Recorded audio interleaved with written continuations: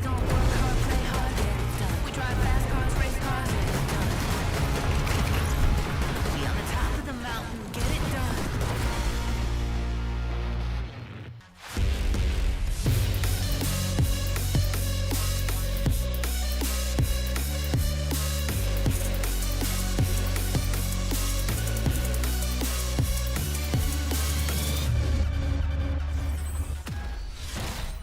Fortnite family, we have missed you so much. Can't wait to hear how you guys have been. It is time though for FNCS Major 3. The European action is going to be closer than ever before, and to talk through it all, I have got Levin 2K and Mini Miner. Oh, guys, have you missed me as much as I've missed you, Mini? Yeah, really. I was actually what I was going to say. I was really missed you a lot. It's great to be back, and I'm happy to be back together again with Frankie. You had so much time to rehearse that, Levin. What Minnie said. I'll go over his vibe there. Yeah, we missed you a little bit. Just a little bit. Let's move swiftly on, shall we, to the lobby list, see who's playing in Group 1. And I'm very excited to see that Thomas HD has gone full Danish again, boys. With Sky and Scroll this time, missed out on a spot in the Fortnite Global Championships in Lyon by 1 place in Major 2, but he's determined to go further this time, Levin. Yeah, absolutely. I mean, it was soul-crushing how things sort of ended for him, especially because he was on seemingly such a good team last season, Mini Miner. But I think he's landed on a team that you could argue maybe has an even higher potential, a higher upside. Coming into this year when we knew Thomas wasn't going to be training up with Queasy, a lot of people looked at Sky and Score and went, hey, man, if you want to play with an all-Danish trio, this is your best option, right? 2 rising stars in the Fortnite scene. And now it's finally happened. I'm actually quite excited about the prospect of these guys going into this round. Yeah, and from the perspective of Sky and Scroll, of course, they played really, really well last Major with iDrop, and then when it came to the Grand Finals, they just didn't quite live up to that hype, if you like, and it always seems to be a bit of a running theme with iDrop not quite performing in those Grand Finals, so now, of course, they're here with Thomas HD. Really interested to see what they can do. They've done pretty well so far. They got 5th in one of the Divisional Cups, and in the other one, they missed out by, in Thomas HD fashion, by a single point, so it was close for them this season as well, but they're landing back at that Rolling Blossom split as well, so the guys know it really well. And Scroll is no longer on those scroll wheel build binds, so can we even call him Scroll anymore? I think we're going to have to, Mini Miner, for the purposes of Major 3. Maybe we'll look at that for Chapter 7. Let's move on to another trio. Not necessarily looking like they're going to have the Danish chemistry, because, well, they're not Danish for a start. Trulex, Teeny, and Scooby. This is an odd one for me. It feels like Teeny is a player with so much potential. Trulex, we know he has it. He's a LAN veteran, Levin, but things haven't really clicked for this trio so far. Yeah, not the Danish connection you're looking for, but maybe they can form a Balkan one, right? That's where these guys sort of reside. And I think that the big thing with these guys is that ultimately on paper, Mini, you have 3 players who are top-level performers who have done it on big stages, especially in the case of Teeny and Trulex, players you expect to see at the Global Championships, but it hasn't quite clicked. And I think the reality is if you're familiar with these guys as players, on paper, Teeny and Trulex fundamentally play different styles of Fortnite. They're 2 very different players, and I've always been a big proponent of optimizing your players, looking to, play in a way that specializes and optimizes for the strengths and weaknesses of your best players. And I think right now it just doesn't align in this trio, and it's part of why we've just not seen the success for them this season.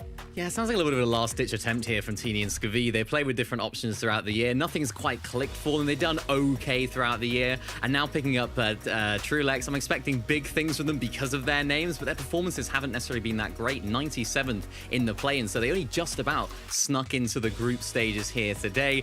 Although I do expect a lot of big things from Trulex here. We have a bit of a heal-off meta at times as well, so we know that he can perform well under those conditions. And if this team do make the major finals and, of course, make globals, I'm still expecting big things because of that experience. Well, they're uncontested at Foxy Floodgate tonight, so good luck to Trulex and the boys. Let's look at the lobby list again, because we've got a few big names here. Some of those we'll be talking about later. But if we take a look at page number 2, Shark has teamed up with Combeck and Blacker in place of Mixon. Now, they placed very similarly in Major number 2, just outside the top 20. And I think that this could be a trio to watch, Mini Miner.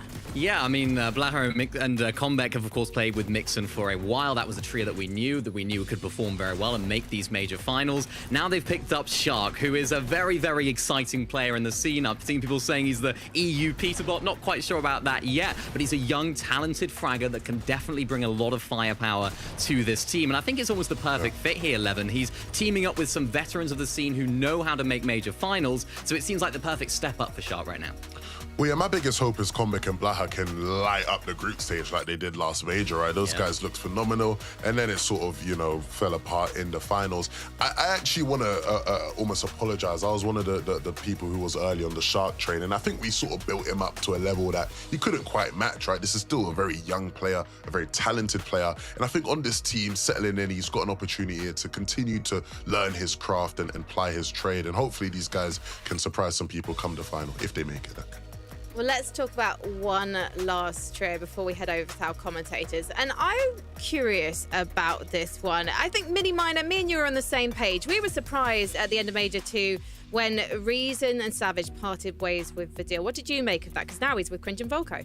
Yeah, I mean, this whole trio composition I'm a little bit confused about. Of course, Vidil playing with Reason, Mr. Savage, of course, splitting there in some difficult situations. So a little bit of confusion there. And for me, it's a lot of confusion about Cringe and Volko because they were playing with Kiduo last major and they placed 12th overall. So really solid performance from these guys who seem to have been on that sort of upward trajectory when it comes to Volko and Cringe in terms of their ability in this region. And then they split. They dropped Kiduo, so now they've got Vidil. He does bring a little bit of experience, Levin, but to me it seems like they're sort of starting from square one again. Yeah, I mean, look, I wasn't surprised because, you know, to spare people the drama, I'm sure everyone was paying attention to it at the time. It feels like a century ago almost, right? So I wasn't surprised to see Vidil not playing with Savage and Reason anymore.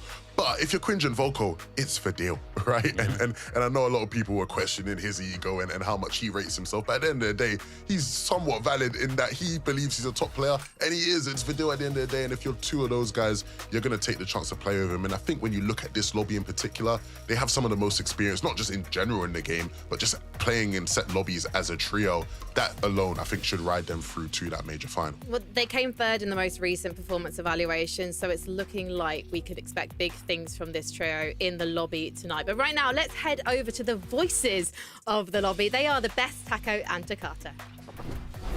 Thanks so much. But Frankie, there is so much excitement building because everybody knows this is the last stop, essentially, before the Global Championship. So many of these players don't want to try and take their chances qualing later on for the finals. Takata, they want to be in this grand final, so it starts here and right now.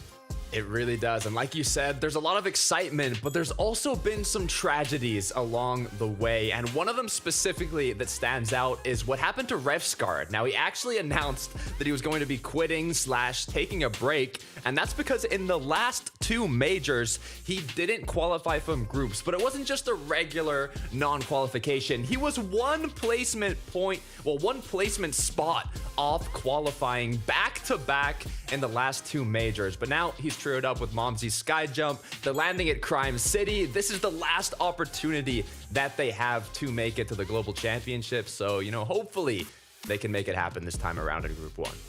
Hey, and obviously they're hoping to be a little bit more revitalized. It'll be exciting to see what they actually get up to in the game itself, but also for everybody back at home watching, I want to give you guys a friendly reminder of what the format is going to consist of, because we're looking for game winners and then top 5 in consistency. So for the 5 matches taking place today, 5 players that get the Victory Royales, you're good to go for the finals. But that's all from us for right now, Takata. Right now we got to get back to the desk.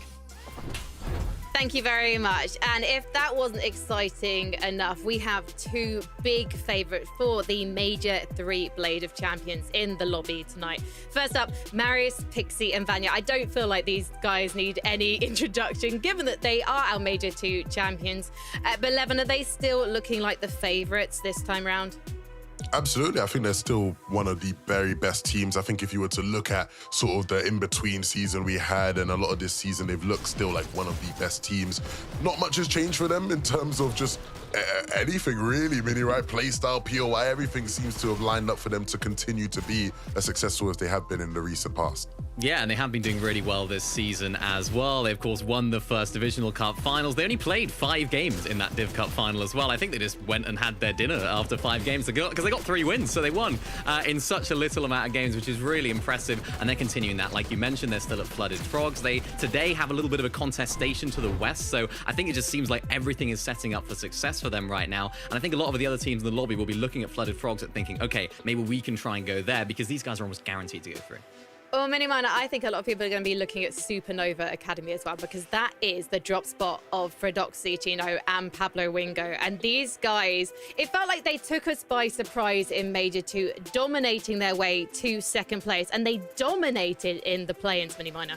Yeah, and when you look at the names on the screen, I mean, we know how talented each of these individuals are, but I think a lot of people, myself included, were very, very surprised as to how well they did last Major. They were leading at one point. They were doing incredibly well out of their drop spot, Mars Meadows. Now, of course, Mars Meadows no longer in the game. Supernova Academy is their new home, but it doesn't seem to have sort of stunted their growth in terms of a team level. They just seem to be so well composed. They seem to know each other's play styles really well, and I think it's really benefiting them. Yeah, absolutely. I think, you know, you could talk so long about what makes these guys so good. But I think for me, when I look at, you know, my Fortnite philosophy and how I look at it, I've always believed that you get your best players and you just empower them, right? The players are the most talented, the players who we show up to watch and we watch all their content. You empower those players, give them the confidence to shine. And when you look at each 3 of these guys, it feels like all of them are just popping off right now. All of them feel empowered, you know, and we've seen it so many times in Fortnite history where you get these players, you know, give them that confidence and they all just shine. And you can see that in these numbers from the play-ins, Miniminer. Our top 4 damage dealers and the top 3 were all in this trio. Yeah, I feel like this is just so rare. You know, this is the sort of play-ins damage, and each and every one of these players in this trio is actually first, second, and third on the standings in terms of damage. So really, really, as I mentioned, the composition of this team, the balance is so impressive. I wasn't BMing Thomas, by the way. It's top 5 damage dealers, I could say. I mean, Thomas was given. He was a given. Let's take a look at the leaders of these trios, though, because we need to take a look at the numbers between Vanya and Fredoxy. Now, obviously, Fredoxy's numbers are insane. When you look at this 11, it almost feels unfair to compare the two. Yeah, and I mean, it's not real. Like, we're not looking at Vanya and expecting him to put up similar numbers in that sense to Fredoxy, right? They're both playing in different ways. And so I think it's, you know, to not make Vanya maybe look too bad here. It's more so just to highlight the differences and I guess the way these guys play and the roles there. Yeah, for sure. I mean, you can just see how different they play. You can see the role, of course, is a little bit different as well. We know Fredoxy leads the way and we know Vanya leads the way, but in very different ways. So I think maybe Vanya's more that sort of traditional IGL leading the way, whereas Fredoxy's picking up so much more damage like we saw in the play-ins. And we also can see how they play the end games very differently, because Miniminer, once we get to the 8th zone, Vanya and co, they're going to have their eyes firmly on the skies. Yeah, 2 different teams, 2 different play styles, and Vanya's trio are going to be looking to take height as soon as possible, nice and early, and investing all of those materials. So we can see it right here. This is 8th zone. They're already chopping the team that are sort of established up on height and trying to claim it for themselves. They're trying to invest all of those materials that they have. You can see right here, they don't even have any eliminations. So this is all of these materials that they've saved from really good rotations. And this sort of is a reason why maybe they're picking up a little bit less eliminations than a team like Fredoxy. But something that they are susceptible to here, Levin, is the fact that other teams are looking to take it late on as well. And this is something that they have struggled with in the past. Yeah, well, something that was a bigger issue for them, I think, earlier this year when they first established themselves as like a top high team. But over, you know, recent weeks and you know, especially this season, they've been a lot better. When I've watched a lot of their games, they're much more alert to it, they're much more aware to it. And I think it's not necessarily a bigger weakness for them as it was previously. And the big benefit you have is in those situations where teams will just fight you for it, you have Marius and Pixie who are in the form of their lives right now. Well, if we take a look then at the flip side at their close rivals, Fredoxy, he's not necessarily rushing to the top, Minnie. Yeah, he's all the way down the bottom. This is a completely different style of play for this trio. This is at the exact same time in the game, that 8th, 9th zone time in the lobby, and you can see them all the way down on low ground, picking up these refreshes, picking up those materials, and using these sort of dashes to get to the front side of zone and the mist forms as well, which we're going to see a lot of today. We can see Fredoxy doing it right here, just playing those sort of low to mid ground layers, and they're getting so many eliminations while they're doing that, Levin. And this is the elimination right here that sets them up for success, and of course gets them all of the materials. And this is what they like to do. They try and look up for height at a later stage of the game once they've got all those materials that we can see Fred Oxy doing here. Yeah, I think maybe, you know, a big difference in style, right? A big difference in the timings. And I think these guys can be a bit more free-flowing, right? I think it's much more formatted with Vanya, whereas these guys, there is a bit of flexibility there. And I think when you have Chino and Pablo by your side, Fred Oxy has the liberty to make those calls, knowing these guys are going to be ready to back him at all times. I'm so ready for tonight's action. However, Taco did mention it earlier, this format does mean that if you get Victory Royale, you get your golden ticket straight through to the Major 3 finals. 11 of these two trios, do you think one of them could be picking up one of those tickets today? I'd expect both of them to take those tickets, to be honest. Two of the most experienced teams when it comes to winning set lobbies. Vinny? Yeah, I completely agree. I expect Vanya's team to come out strong up on height, and maybe we see a little bit of interaction between the two with a late game take from Fred Oxy, but we'll have to see. Oh, I can't wait to see that. And I think that the battle bus is ready to go for game one. So let's head to Taco and Takata and get this show underway.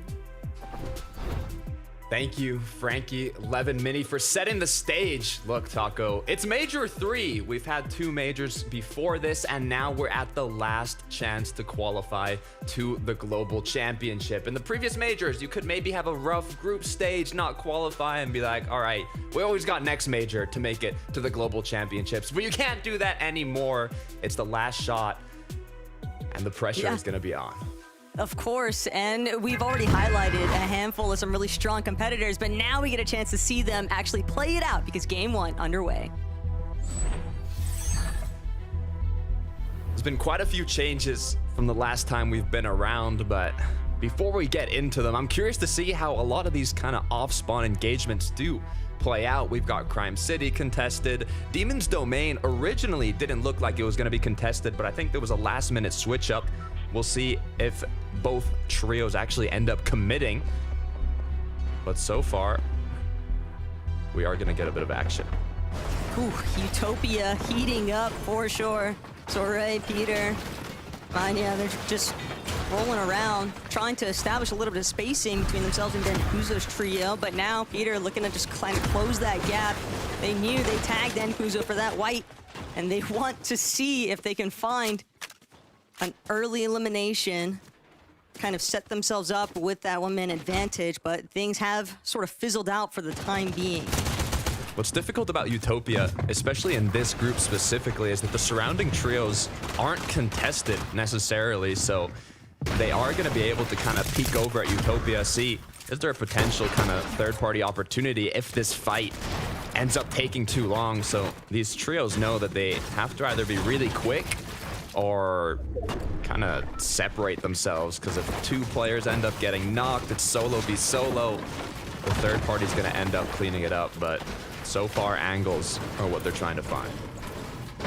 But for sure needing to keep in mind that Shining Span could look to get involved. First up, though, we're going to have to actually see how things are shaping up inside of Crime City. We knew that there was going to be an all-spawn battle here in Revscar.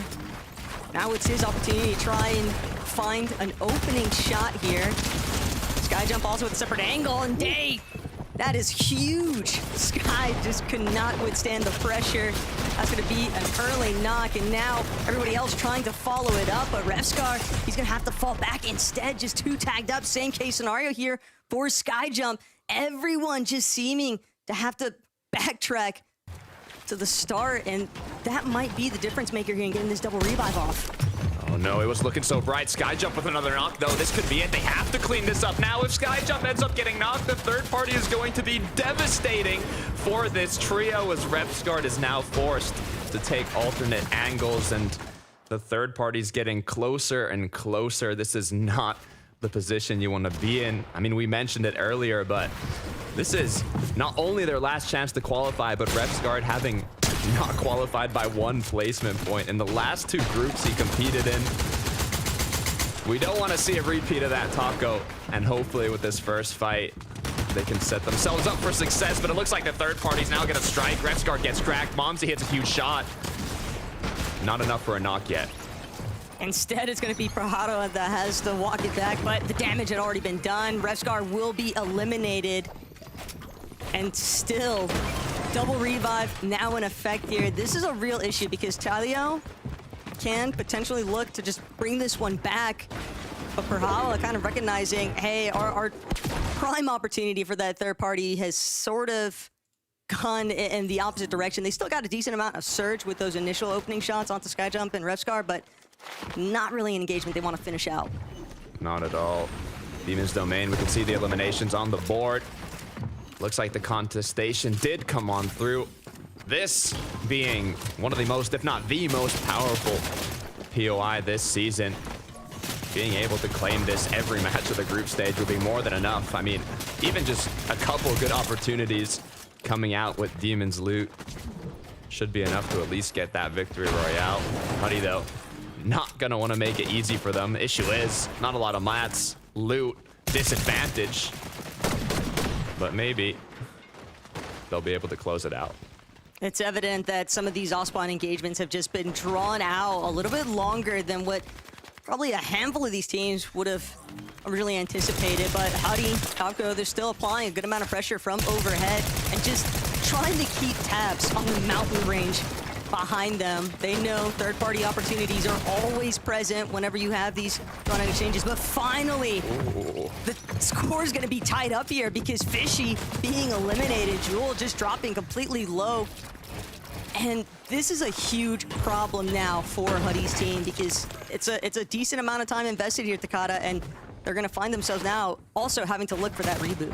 Yeah, you can see Jewel and his duo already hero rank A, have the Mythic Spire AR from taking down the boss here at Demon's Domain. Now, I know there's going to be a few people that haven't been around much for this competitive season, so to give you a quick refresh of how things are looking now, the main goal is to, one, get your mobility up, but two, get that hero rank up. So good ways to do that. There's spires, there's shrines. Being able to drop around those is crucial to this season to get you that dash sprite, to get you that mist form for mobility later on. And also, if you're able to take out the NPCs that spawn alongside those spires, or even in places like Demon's Domain, eliminating them will help you boost up that hero rank and allow you to get better loot. So that is going to be a focus for a lot of the trios, and Vanya, Marius, Pixie being one of them. At Flooded Frogs, they have 3 Spire spawns around them. Now, it's not 100% guarantee that they'll be there, but when the odds are in your favor, could end up being a positive. Well, looks like Volko, Vidil, and Cringe, though, they decided, hey, if you guys aren't going to settle the score at Demon's Domain, we'll just become a part of the conversation. Except finding that knock for Volko, clean elimination. Vidil gonna recognize that they are not alone. Off in the distance, loses his shields. Successful reboot, though, for Huddy's team, so that's a big pickup, bringing Fishy back into this one.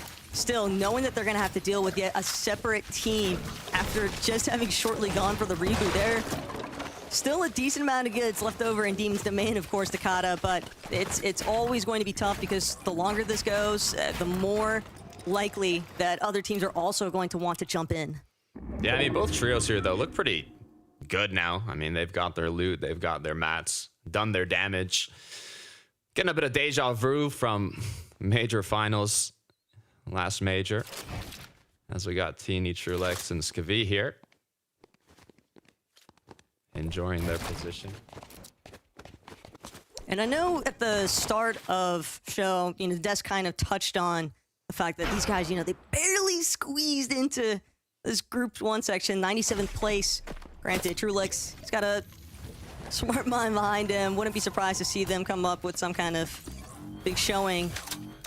It's all about whether you can get that victory royale or be top 5 in consistency here today, so you can never really count some of these teams out. Rikbor Gudembri staring across the range, then just trying to keep their surge damage underneath their thumb, but Thomas, HD, Scroll Sky, we saw them getting active earlier on. Those 2 eliminations now going to help them just be able to emphasize a little bit more on their rotations, but shots off in the distance means heads up, and Thomas, Sky, Scroll, they want to make sure they heal first. Yeah, and seeing that it's second zone now, previously it was 4th zone when the island would appear, but now it is second zone. It's a lot sooner. Medallion's a little different. We'll talk about it if we end up seeing a trio up there, but it is a good thing to look out for now if you're uncontested and are able to get out of your drop spot quite quickly. Pablo Chino for Doxy, though, from dominating the play-ins now. With already 3 eliminations kicking off game 1, I wouldn't be surprised if they're out of the groups early on, and that's from securing a victory royale. 1,054 points you can see in the quick stat, leading the pack. They've got what it takes, Taco. For sure, but this is really what so many teams are trying to keep an eye out for. These massive surge bases just kind of influencing the direction that some of these teams are opting for those rotates. Prodoxy's team, great example, clearly going for that dead side motion, and Viren, Kashi, Relvis, they're just kind of trying to gauge if there's going to be any stragglers they can maybe take advantage of. They're chopping down their base to try and not give away their position. But other teams overhead on top of the Rift Island itself, Rax, Belusi, and Zangi. One of our newly formed trios too. Kind of crazy the story that took place with Rax, but these teams now, they know, but they'd rather just find their seat in the finals. That indeed. Already having the Mythic. From this island, you can get the Mythic DMR alongside that medallion that kind of boosts your movement, get a bit of invisibility while you're at it as well. Seen Peterbot on NA make good use of that. We'll see if someone on EU can do something similar. Prahara now at Crime City once again. This battle has been going on for what? The whole game, basically, since the start of the match, it seems. Still a great shotgun. It's not looking good. It's so easy for other teams to kind of just roll into the action. Lovetto, Tyleo, they're also just trying to play things safe. They don't want to find themselves getting collapsed on last second. Saying can't be said, though. Owl's trio hoping to find a really strong collapse here. They're playing inside of the storm. Early take damage, though, not going to be too much of a threat. They just want to close this one out, find themselves with a top-tier refresh heading in to those mid and late game rotations if they make it there, but you've got to be real careful because lurking for Doxy, Chino, Pablo, they're bound to hear these shots going off. Yeah, this is not a trio I'd like to run into when I have to rotate back into zone after this engagement. You got to think, at what point is it worth it to continue pursuing this? Like, you do have the HP advantage. You know a lot of your opponents are cracked. You potentially even have a lot of spare heals, but at what point is it no longer worth it? As for Doxy, Pablo, Chino, like you were alluding to, Taco, they said, okay, I smell something good here, and I want it. This is the last thing that any team would ever want to see. And for Doxy, he might just be the last thing that Snow, Owl, and Quickspot see. The kill switch revolvers, accuracy, definitely strong there. For Doxy, though, gonna turn it around. Chino and Pablo, recognizing the fact that these 2 other teams have split opposite directions. They want both of these fights, though. Pablo trying to see if he can close in onto Nade, but a little bit of distance to separate. And Pablo reuniting with Fordoxy, want to make sure that they're able to support Chino. Pablo could use a little bit of a refresh on his white HP too. Yeah, looks like they're all going to group up and heal a little bit here. With 3 trios kind of in the pack, I mean, at least they got a bit of damage, but I know that Fordoxy, Pablo, Chino wanted more than that little pickup, but better safe than sorry. They'll have time once they're back in the zone. Judging by that quick stat, Takata, when we're talking about a win-in-you're-in style format, knowing that Fordoxy's team has 5 victory royales in finals this season, it's evident that these guys understand what it takes to find that winning formula, but replicating it in the first match so they can take the rest of today off, that's going to be another story entirely, especially given some of these other teams in the lobby. Dina is staring down now. Gidas playing supportive measures from underneath where his team is based at, and also action taking place still in between Supernova Academy. Big shots here for Sorde's team as they're just gonna wipe through, and surprisingly enough, it's just crazy, Dakota, that these teams are still like kind of lingering, getting caught off guard. Yeah, it's lasted a while. I mean, Supernova does have that kind of zip line where it launches you into the sky and allows you to, you can even land on boxcars basically from there. And it seems like Pablo, Chino are going to be able to pick back up for Doxy, but I'm trying to think kind of what happened here. I guess they just ended up, yeah, you can see the eliminations, picked up some more. For Doxy went down due to it, but They're doing fine. They'll make it to zone. Oh. Not necessarily ideal though. It's definitely a little bit of a hiccup in their natural flow, but Pablo Wingo for Doxy, you know, they do have, they can opt to maybe find some of those hero crates along the way, but the vending's also going to play a big part there at Brutal Boxcars. Thomas HD, Scroll, Sky, got their eyes set on to Huddy, and Ooh. he knows game is afoot here. Thomas HD immediately closing in with that dashes. And he's trying to find the overhead view. Scroll's been tagged heavily though. Thomas HD, he has to fall back and provide some support. Yeah, this season it's really hard to run with the mobility that's in the game, having so many opportunities with the dashes, with the mist form. And I mean, correct me if I'm wrong, but I believe Thomas HD was one spot off qualifying to the Global Championship last major, so you know he wants it more than ever now. Making it out of the group stage is just step one. With the newly formed trio, I'm excited to see if they can make it happen. You know, fortunately for Thomas, one step away has been a sad recurring theme, but there's always a chance to change that narrative. That's true. And it could start if they're able to find their place in the Major 3 Grand Finals. Right now, though, Crime City, you know, we picked up with an Osbon at the start of this lobby, Takata, and it seems like things never really slowed down after that.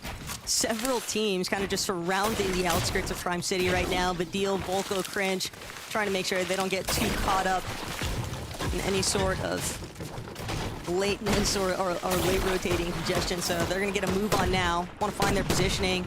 Taking notice, though, of True Lex and Teeny, trying to see if they can get some shots in to prevent them from kind of hanging side by side on their rotate. But Badil, he might actually be after more Surge.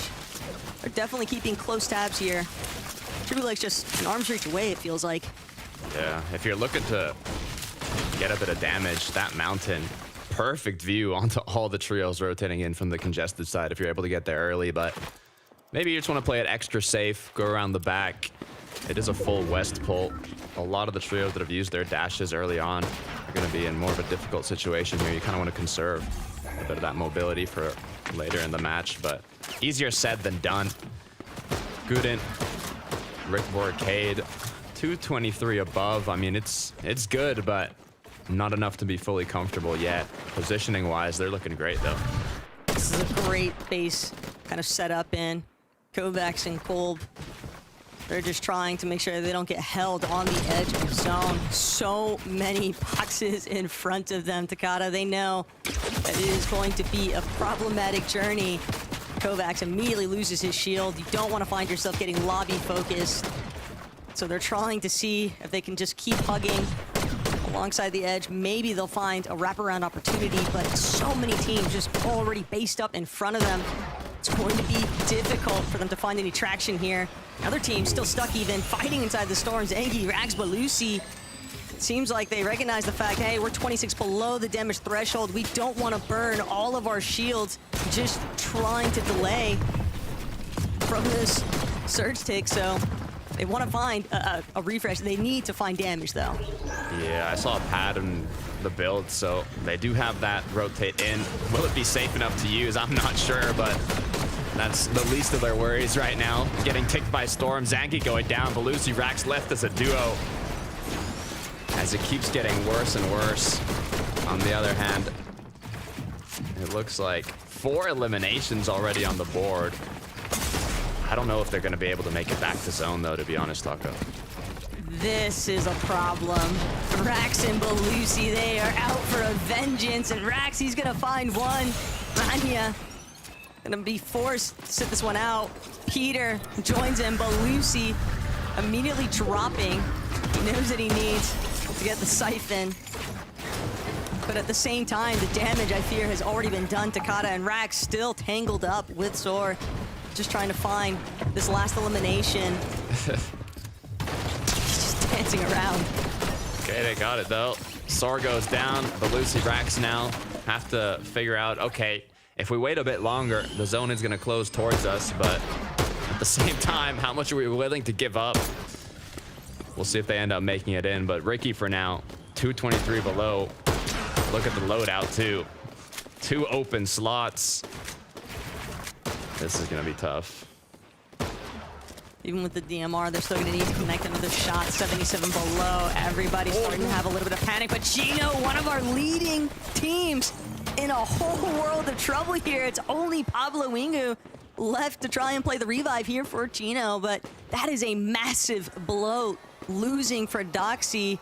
Pablo and Chino, they don't have the white heals. This is going to be a very difficult rotate, even with those misforms. And they're 48 below Surge. Yeah, I'm not even exactly sure how that happened. They're like primed up in positioning. It seemed like they had more than enough loot. For Doxy went down, and I guess Chino, while he was trying to pick him up, ended up getting knocked as well because they didn't close the wall behind. It's just kind of a sequence of unfortunate events, and now they're forced to play this out as a duo with the Surge gone from Doxy as well. Now they're just barely above, forced to kind of stagger themselves on their rotate and try and pick off a few shots here on the players rotating in. This is just from everything to almost nothing. I mean, it's still possible to get a good amount of placement, but winning the game is going to be significantly more difficult now. But with their mobility, they could definitely close in on a knock or an elimination incredibly quickly. They're just looking for that third-party opportunity. That's what it seemed like from above. Sky Scroll, Thomas HD, though, they've already got their position. They're trying to make sure that Giddes is not able to follow them forward. Cringe also skirting by with Vadil and Volko.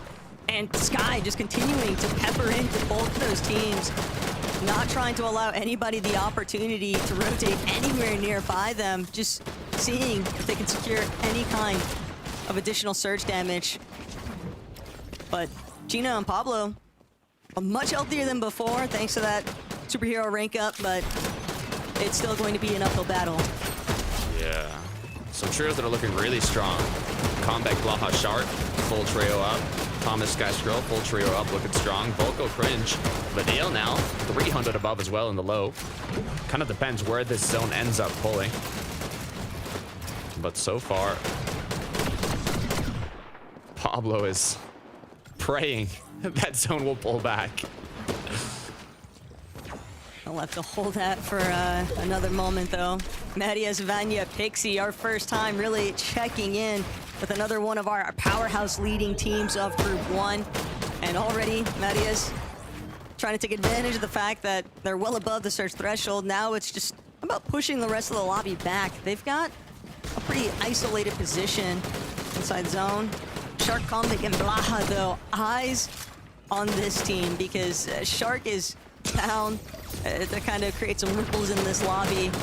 Chino and Pablo Wingu, this almost feels inevitable right now. Takata just trying to wait out some of these surge ticks, but losing all of your shields in the process, this is going to be a crucial moment. They need to see if they can tackle this battle with the duo up behind them. Not sure if they recognize, though, that it's only a duo, it appears.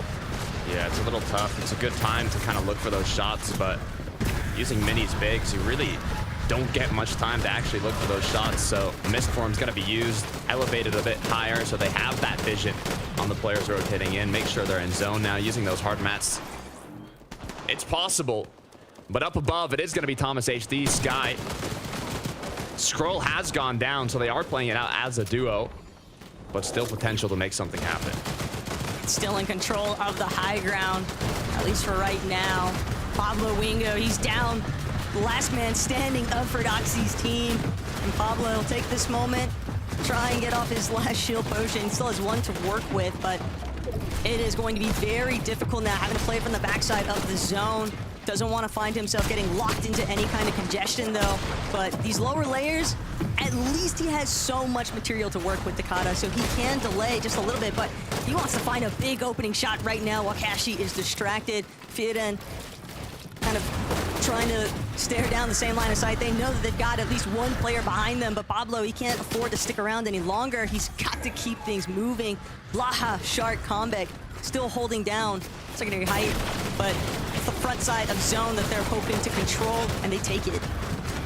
I got faith for Shark and his trio here. Looking like a late high ground retake could be what secures them the win, but I don't want to talk too far ahead as Sky and Thomas now are continuing to play this out as a duo. They've given up high ground. Nice picks onto Fishy in the back line. 3-4-3 above still. As as they're just going to be playing it slow and kind of wait out the lobby as players continue to go down. Kind of just what you have to do. Maybe look to play for a potentially in the low grounds. They continue to drop on Marius, Vanya, Pixie. What a familiar sight.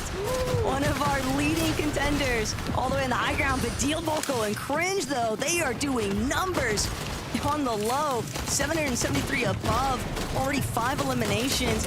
They don't look like they have any intentions of slowing down. Those consistent refreshes just paying dividends for them currently. Sky Thomas, though, they scout it out. This is a solo trying to scurry on by. Might be able to cut them off here. Sky looking to see if they can collapse, but no. First, they've got to break past all these pre-existing builds. So much paranoia probably involved for these teams inside the low ground. Pablo Wingu also getting lit up by the surge stick damage too. It's not going to make his journey any easier here. Sky Thomas get that refresh on their dashes and go forward immediately. That secondary low is going to be a little bit crazy here in a second. Looking very bright for Vanya and his trio up above, but like I was alluding to, Blaha Shark are kind of thinking now, is it time? Should we look to make a play for it as Giras goes down? Cringe, Volko, and Fadil looking to control the low. Pablo has been doing an amazing job staying up as a solo as he's getting closer and closer to taking Thomas out. Just one tick from Storm would be all it takes. But he does not want to go down here, securing placement after placement, as now it's just Vanya, Pixie up above as Marius has dropped down, trying to get a quick refresh, a bit of extra eliminations as Sky is playing it all alone. It's the same story, though, for Sky. They've got to close in onto speed. They managed to find the full refresh. That Cypher going to buy them a little bit of time. They're trying to play catch-up, get into the zone, but there's just too much traffic directly in front of them. Sky also getting tagged from overhead. Doesn't even have a chance to look up, burning every single one of their last remaining builds. And sure enough, Sky's going to be eaten up by the lobby. Pablo, though, the amount of placements he has clutched as a solo is insanity here. He's still looking to find more, too. Sangil might get picked off if he's not careful, but Pablo is just weaving in and out of these builds. Finally, height will take him out. Top 7, that's more than enough for the solo clutch, but now Vanya, Marius, Pixie, all eyes are on the prize. They want to close this one out. They don't need a huge amount of eliminations. They don't need to frag out. All they need to do is win the game. That is enough to qualify themselves to the Major 3 finals, but Fadil, Volko, and Cringe are not going to make it easy for them. Splitting out materials, getting ready to control the low ground. The issue is here, those players with not a lot of mats are going to start dropping down slowly, causing them to have to get into these engagements, but it might just be something positive as the refreshes are going to come through. The preparation for a potential heal off, medkits being split, Chug Jug's getting prepared, Blaha now going down. They don't have a choice. They need these players to drop to the low ground because they didn't have any builds to work with. Now, Blaha, Cypher Materials going to pay off there for the deal, but Marius forced to drop for Nanek, getting picked up. It is only Vidil's team essentially standing in the way here, the only other healthy-looking trio in this lobby, but Pixie taking a second to look back, Shark in the distance. That's going to be the end of this one here. Vidil immediately sat down. Goodness, that was a shot. But Marius, Vanya, Pixie, this is looking like theirs to take home, Takata. Cringe doing what he can, play the heal off, but Marius said not so fast, hunts him down, takes him out of the lobby, and books himself a ticket straight to the Major 3 finals. What a way to kick off Group 1. I mean, to be honest, Taco, that's a trio you expect to win Game 1. It started with the last major, it feels like, Takata, where the only thing anyone was asking for from Marius's team was to convert their early game fight and convert it into just a strong end game placement and finding a victory royale in lobby 1 here of Group 1. You really couldn't ask for a better performance from this team. 100%. And I mean, you know what that means, Taco. They were landing Flooded Frogs uncontested, so there's a brand new open POI that anybody in the lobby can pick if they want to make their way on over. They will obviously have to switch up their strategy and get ready, but this is just game 1 of 5, so let's go back to the desk and see what they have to say. Thank you so much. Well, we came to see Vanya, Pixie, and Marius show why they're currently the pride of Europe, and they did not disappoint, Mini Miner. Yeah, I mean, I thought that was just a replay of what we showed at the beginning of the show. Or was it just the same thing? Because that was the exact same performance that we've seen from these guys so often, taking high early on, closing it out. And to be honest, it looked pretty simple there, Levin. They didn't really get contested by anyone.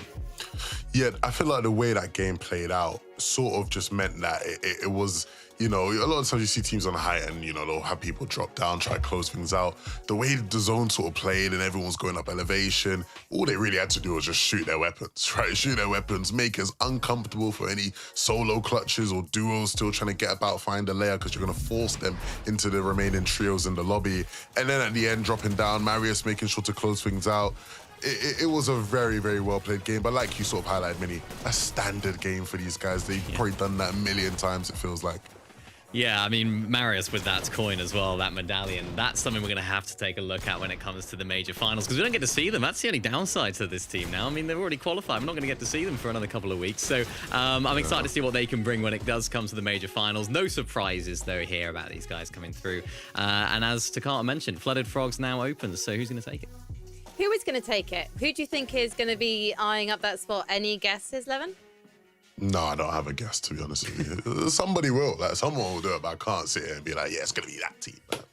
Well, we'll be talking about the trios who still will be in the lobby because Marius, Pixie and Vanya have booked their spot in the Major 3 finals already after this short break.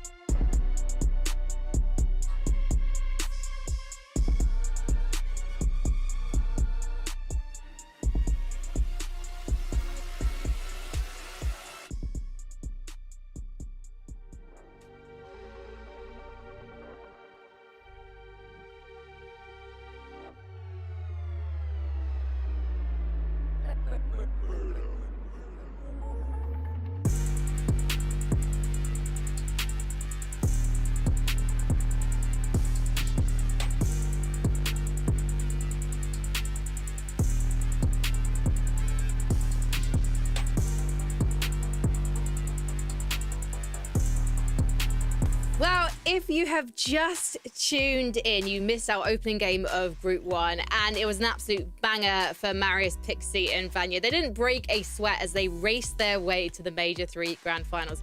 However, we still have 4 more games to come your way tonight, so don't go anywhere as we talk about everything that you missed or just witnessed. If you did, set your alarms and tune in on time, because that was a very interesting one, particularly for Thomas, Sky, and Scroll Mini Minor, because obviously this is a trio that's newly formed going into Major 3. They managed to make it into the top 10, and I think there might be some potential here. I think we are going to see these guys in the finals, if I can call it this early. Yeah, I mean, it's not a crazy bold prediction, I'll be honest with you, but it's because it's Thomas, it's Sky, and it's Scroll. But I think this is a team that we do have high expectations of. We didn't get to see exactly what this team are made of course, losing Scroll early on, but Sky and Thomas HD, they perform well, and I think there's always a bit of a question mark about when a new player comes into an experienced duo like Sky and Scroll, how are they going to fit in? And it seems like Thomas HD is doing exactly what Thomas HD does best, finding eliminations, leading the team here as well when it comes to Sky. So good work from these guys, but I expect more. Yeah, they got a bit disjointed towards the end there, and it almost felt like both of them were sort of playing solo, which, you know, you sort of have to do when things get scrappy. But a bit before that, I actually really liked how they were playing, right, in terms of the way they were using timings to try and find eliminations and then keep themselves ticking in that end game. So if that signs for what's to come, especially if they can play as a trio moving forward, I think these guys will be all right. And great signs for what's to come from Fadil, Voco, and Cringe7, because this is a trio that I would have to say I was quite excited to see after they did so well in the Players' most recent performance evaluation. And they, I mean, you can't really compete with Marius on form, but they gave it a pretty good shot. Yeah, I mean, they were there. You know, they were there. I think you look at how they played this game as a whole before you even get to the end game. They were one of those teams that was very much in this area, you know, way earlier in the game, right? They were looking to try and get good priority positions. They sort of were able to get a lot of their surge dealt with earlier on. And so it meant that they could play this really tempered game throughout Mini. And it set them up really well to be in this end game and to cause problems like this, pick your spots, take your fights. And again, if they can play like this in more of these games, you know, I'm sure they'll, you know, qualify in consistency. But hopefully we can actually see them pop off and just get the win as well, because these guys are really exciting to watch. Yeah, I like the way they play low ground here as well. I really want to see them sort of forge that identity of being maybe a low ground team that we expect to be down there. The way they were sort of making their way through the players down below and sort of making their own path was really, really solid. And as you mentioned, the surge strategy is looking really, really good. I think Vadil brings a little bit of experience, a little bit of that expertise that really set them up for success in endgame. We didn't see such a successful early game, however, for Fredoxy, Pablo, and Tino. Fredoxy was down, needed to be rebooted. Then they had surge issues at the start of the end game. But Pablo, I mean, he's got to be the MVP for this Team 11 because they still managed to make top 10. Yeah, Fred will not be happy with showing that highlight. That was not his best moment. I see what he was cooking. Chino especially will really hope we'll stop playing that replay. Yeah. Let's watch more Pablo. Pablo was the one to watch in this game, right? He was able to clutch up quite a bit for them. And I mean, especially with the way the zones were playing, Mini, for him to have stayed alive as long as he did is incredibly impressive.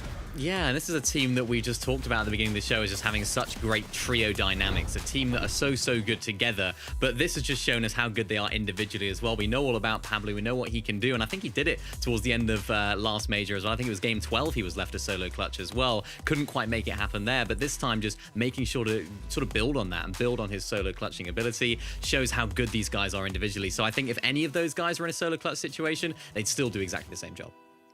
How did the individuals of this trio compare in terms of that kind of solo clutch potential, would you say, opposed to like Marius, Pixie, and Vanya? Seven. Well, I think, again, you know, I think firepower-wise, every single player on this team feels like they can pop off at any given moment, right? And I think we've seen that from them in recent tournaments. There's a reason why all three of them were the top 3 damage leaders in the round before this one. So I think they'll back themselves more to solo clutch, but I also think Pixie and Marius will feel, I think at that level that these guys are at, any given situation you're in, you back yourself to clutch solo. Yeah, and I can imagine that all the other trios right now are watching them and saying, yeah, we need to play like those guys, but don't forget to play to your strengths, because we're ready to board the battle bus and go into game number 2 with Taco and Takata. Look, one thing's for sure, Takata, and that's that Flooded Frogs is open, but who's going to look to actually try and control that POI? I wouldn't be surprised to see more than one team have the idea to kind of switch things up a little bit here in case game 1 didn't go to their favor. Maybe you're contested. Maybe you hope that you're going to be uncontested now, like Vanya's team was at Flooded. Yeah, it's a great drop spot. Has 3 Spire spawns, so you have a good chance of getting that mist form, have a good chance of mobility, but that question can be answered shortly because game 2 is ready to go.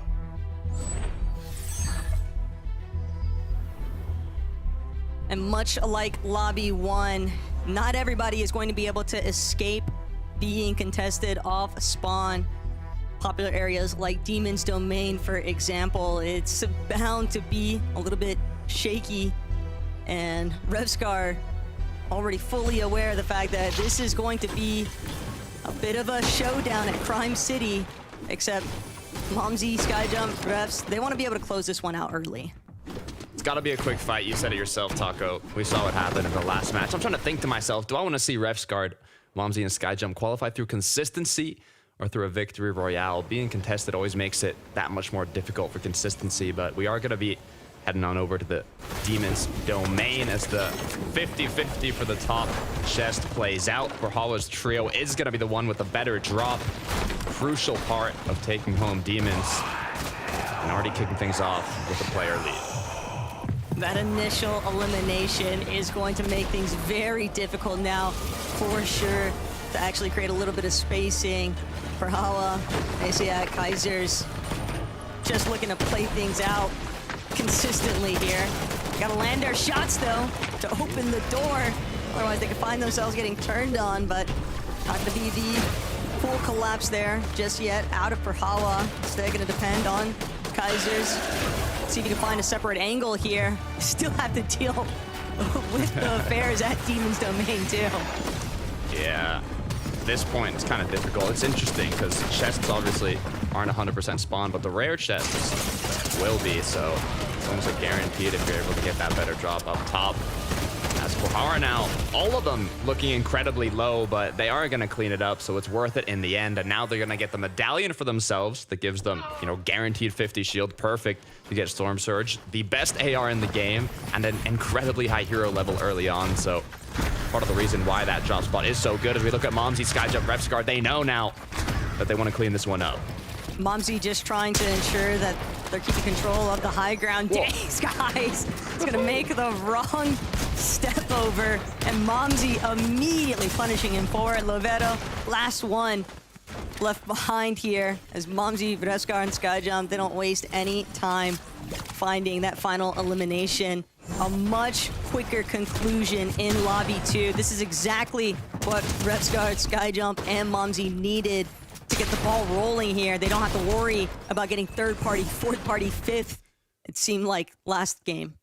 Let's see what they got. They got it all set up now. The 3 eliminations, the damage, the loot of Crime City without being third-partied. So hopefully we see something happen in the mid to late game as Rax trying to clean things up now.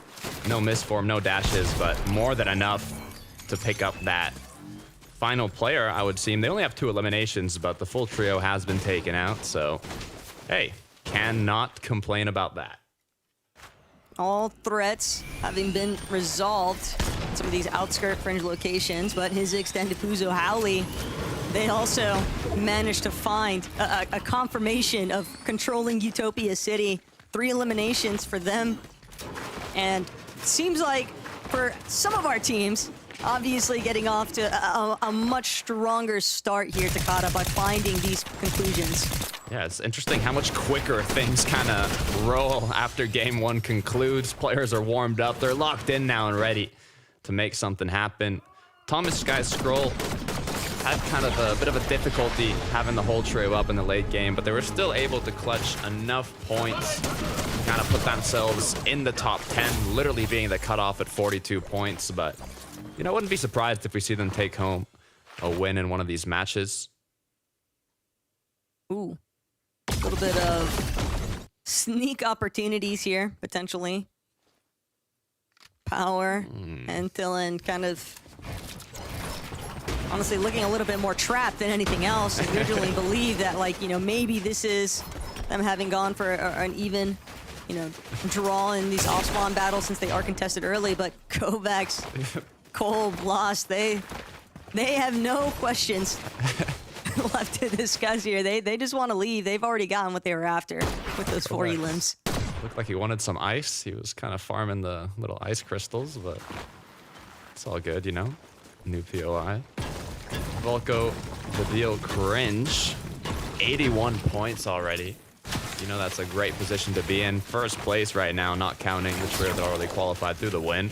And a shout out to Pablo. I mean, Levin was talking about it. Solo clutched himself a top 5 after that match. Ended in 6th place, 7 eliminations, but it put them top 5 on that leaderboard. So hopefully this time around, they can actually close it out as a full trio. Superman Sprite being used, which is great for destroying builds, but not great for eliminating players. But hey, when you're chasing someone down, emoticons coming through. Yeah, it must not feel good to go down to that Superman Sprite. Realistically, Kashi just had nowhere left to run. Pablo, recognizing the fact, though, someone was trying to get some shots in onto them. Gap Thomas just stumbling upon Faded. That's an easy opening elimination here. Sky now trying to see if they can find a secondary one onto Tex. Scroll also approaching with a different line of sight, but the overhead battle just continues, and Sky, Scroll, Thomas, they will just get the full collapse there onto Tex. Some of these players just getting smothered by the numbers once they lose a teammate or two. Back to Rax once again here on the island. Repeating myself, it is second zone where it appears, so they're going to be able to get that mythic DMR, that medallion, kind of boost your mobility. It's not the best island medallion we've ever seen, but it's, especially now, actually pretty good if you're able to make use of it in the end game, jumping around, taking good shots, but they got what they wanted. And they'll continue on forwards now. Well, they know where to potentially look if they want to try and establish a little bit more surge after beating Tag or two on that rotate descent off of the Rift Island. Blaha, Combek, Shark also looking to try and get some nice angles on the teams below, utilizing the mountain span over here at Brutal Boxcars, because Shark chasing down a player and take him all the way into the basement here. Relvis hoping to escape, but Shark has zero intentions of letting his prey go. Not at all. He senses something red in the water. He's continuing to push on through. They don't want to take up too much time. The Rift gets used. Blaha connecting a good amount of shots, but he was just one away to closing it off. But he can't complain with a bit of extra damage. He's definitely unhappy, though, that Pablo Wing is going to prevent him from being able to follow up. And now Blaha scouting the danger for Doxy, up close and personal. Shark trying to see if he can provide a little bit of coverage, but damage is already done. That's a big opening elimination there for Doxy's team, and Chino overhead now. Comeback trying to see if he can back up Shark there, but this is looking a little bit dicey. Pablo, Doxy, Chino, they both have the health advantage and the numbers here, Takata. And Shark, we know he's a really strong fragger. We've seen him clutch ample amounts of times in these kinds of situations, but the fight is not what they're after. They want to disengage. Chino, Doxy, Pablo, they're not going to let him go. This kind of clash of the Titans early on as Combat goes down. Shark left alone now, gonna be forced to get on out of there, but as the Rift comes through, it opens you up to be eliminated out of the sky. Will he be able to make it? As he's not, you can see in the feed, Pablo has taken him out. 4 eliminations onto Doxy. Look, now all this trio has to do is not get picked off in the late game, and they should be able to close this one out. For that battle, though, they're definitely looking very healthy. The Freezy, Wheat, Sined, over by Lone Wolf Lair. Not in a real rush just yet, but still opportunities to try and look for some surge damage. And the Flooded Frogs difference with Vanya and Medius and them having already qualled after winning game 1. Normally you'll see a lot of times that Lone Wolf will kind of just expect to be collecting surge on the team over by Flooded Frogs. It's very common for teams in both of those POIs to kind of take shots at each other, but I was wondering if the Freezy's surge has maybe been impacted since Vanya's team is out of the lobbies now. Trulex always want to have a plan, though, for surge strategy. yeah, repeat of their previous plans. A good point you made, though. That team that normally kind of taking shots at each other does end up qualifying. You have to switch up your strategy a little bit. Teeny, though, same strategy as always is going to be working out. Bit split though. He's got to be kind of wary. It only takes a second, one misstep for a team to kind of catch you off guard and really be the difference maker between at least establishing some good placement points throughout each of these lobbies. Because remember, if you don't find the Victory Royale, you can still be inside of that zone for top 5 in consistency on the leaderboard instead. Owlsy hoping to see if they can get this real sneak play opportunity. Big shot to open things up. Craig immediately boxed up, praying that his teammates are going to be able to play enough defensive measures, and Owl, sure enough, can't close in just yet for that initial knock. Chug Jug in the loadout, good option. But I don't know if they can commit to this now. I mean, it was a good initial pump, but his team was a little far back. 3 points on the board, 0 eliminations. They kind of want to set themselves up. What I'm seeing in the last game didn't have a massive match, so maybe Storm Surge was the problem, and if that's the case, they're going to be playing a bit extra aggressive here to get that damage.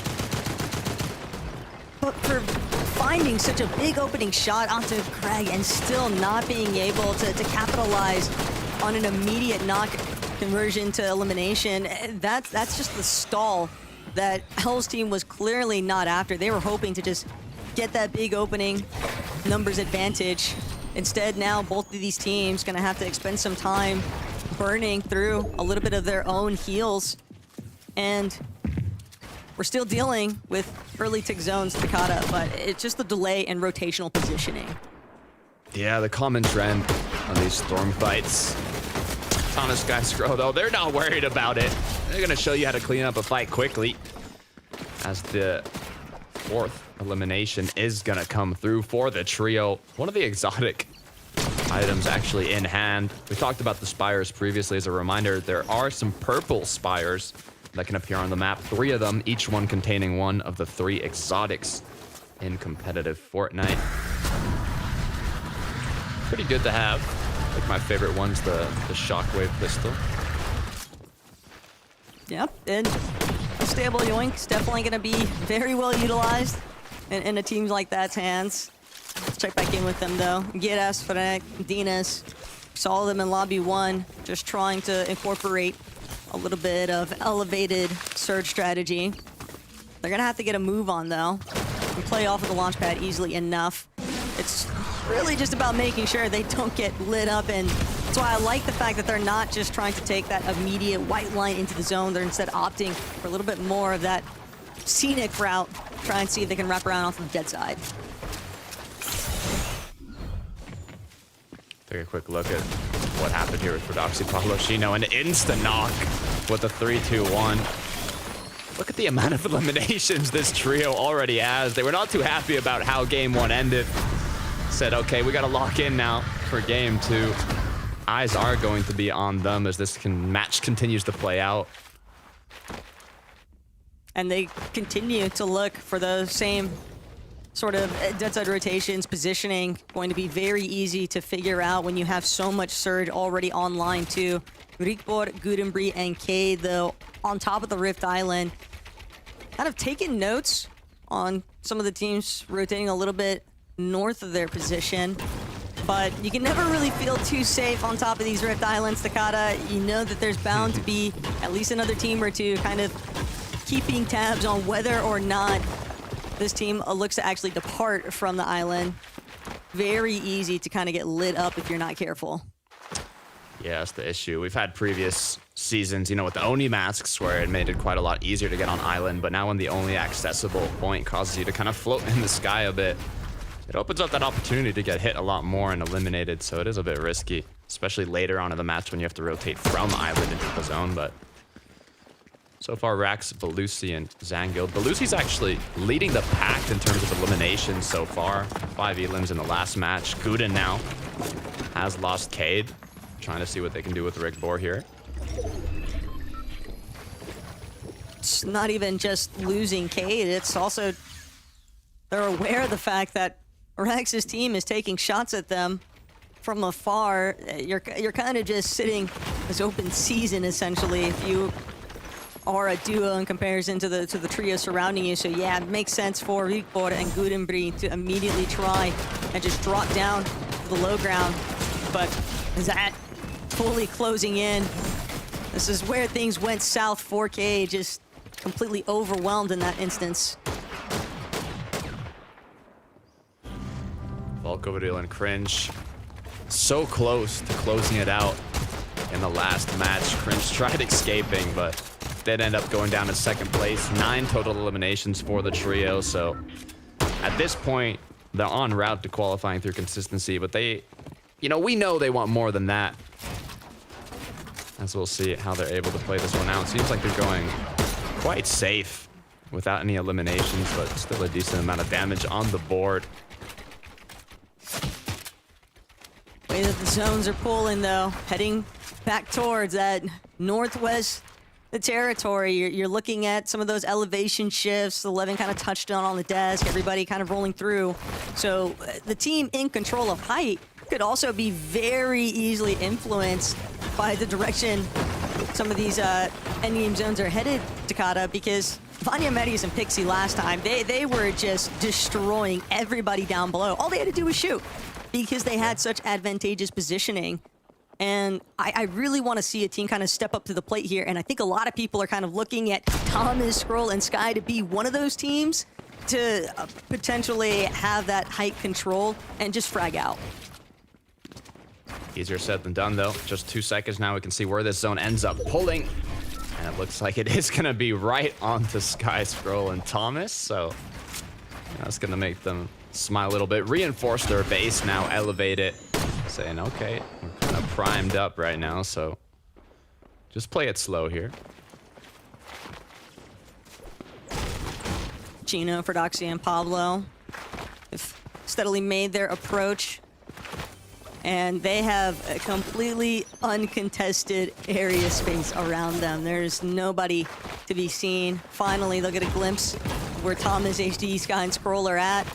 But Ferdoxy take the opportunity to just face up a bit. For Hawa, not gonna let him have it for free though. Some good tags there. Kind of just being a slight hindrance to Ferdoxy. He's gonna force him to have to use a little bit of that Chug Jug now. I was talking about the purple spires. There is a chance you can get triple Chug Jug from them, so I'm wondering if that might have been the case. But Momsy, Ref's guard, Sky Jump now. They've been in the zone for a good amount of time. We saw it previously when Thomas pulled zone. They were in the zone and they still are. It's a good way to kind of get into the uncongested side, though, when you do have enough damage and eliminations, which they do at 401 above. Question is now how they can convert that to the late game here. You want to be careful with Storm Sickness as well if it ends up playing as a heal off. Now you can in this season use the bird or, you know, mist form to kind of avoid that Storm Sickness damage for a little bit, but still going to be difficult. Craig now doing what they can to get above. And this is the problem right now for Ref and Zaya. They're just going to be completely stopped in their tracks because Craig's team, they need a big win here, Takata. They need to find damage, and their only option is to take the first fight that they can actually find. But teams understanding when somebody looks desperate for Surge, just cut them off. Do not allow them to actually break our walls. But this is a lot of time now that if Craig's team doesn't tackle this immediate fight, they're just going to end up getting lobby focused anyway. Yeah, they do have to be careful. 119 above now. Give them a bit of safety, but I wonder what Tom's HD, Sky, and Skull have been up to. I saw on the feed they got a few eliminations. They got a nice angle. Picking up one, potentially two. This is a huge refresh right before this end game begins. They have set themselves up for success in this second match. That is a tough break for Alva, and it looks like it's only gonna get worse. Unfortunately, she cannot withstand the actual Surge tick damage being underneath the threshold, and Snozy completely caught off guard. He's trying to get his teammate to safety. Finds himself now being a victim. Halsey doing what he can. See if he can buy a little bit of time, but he's not going to be able to go for that revive opportunity. He can't even stay standing himself. His Ziggs' team just a little bit too strong in numbers there. Cringe Volk with the deal, though. Seems like they want the fight. Seems like they might. Just 45 above. It might be time to take it. As the shots are going to come through, slowly picking up that spare loot from the eliminations. But they don't want to do anything risky here. You're so close to those moving zones already. Going down in this portion of the match is probably the worst time you could. So they'll find options to take those shots on the rotate. Players will have to move. There's going to be opponents who are also below on Surge. For Hala now, trying to see if he can find one of those openings. For Hala, Maziak, Geysers. Some shots taken onto Howley. They're just gonna keep making sure that they have that back target fully closed off. For Doxy, not gonna be able to follow Chino and Pablo. Cringe, Volko, Badil. They are just cutting him down at this point. They do not want to allow the rest of that team to escape. But unfortunately, now with the lobby getting involved, Chino and Pablo, they've just been squished in between a rock and a hard place here, trying to see if they can just wiggle their way out of this one. But Chino will be spotted out. Pablo, it's inevitable for him to go down, it seems like, but a misform, not even going to get a chance to pop it off. He's just getting completely surrounded by the lobby, down to his final 3 HP. Only one shot needed to connect. And just teamed on both sides of him. There is nowhere left to How run. is he Dropped still up? completely low. He is building for his life here and somehow still standing. Oh my gosh. But despite his best efforts, everyone else has finally let up. I cannot believe that he has actually withstood that Not agony. again. Not again, Pablo. The last match, he solo clutched it to a top 6. Chug Jug has been used. He's back in the game now. 100-100. We'll see if he's able to get the back-to-back, but Sky Scroll Thomas want to get more than a back-to-back now with the setup that they have for this late game. Cringe Volko Badil continuing to apply pressure onto the elevation in the zone. This is going to be interesting.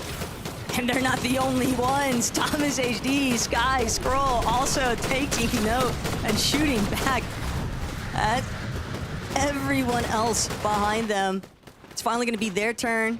Jump forward, though, likely wanting to keep control of that front side zone. Pablo just hanging back. He doesn't have any other options here, Takata. He has to hope that he can land a big shot on what would ideally be another solo or duo, maybe tag him behind.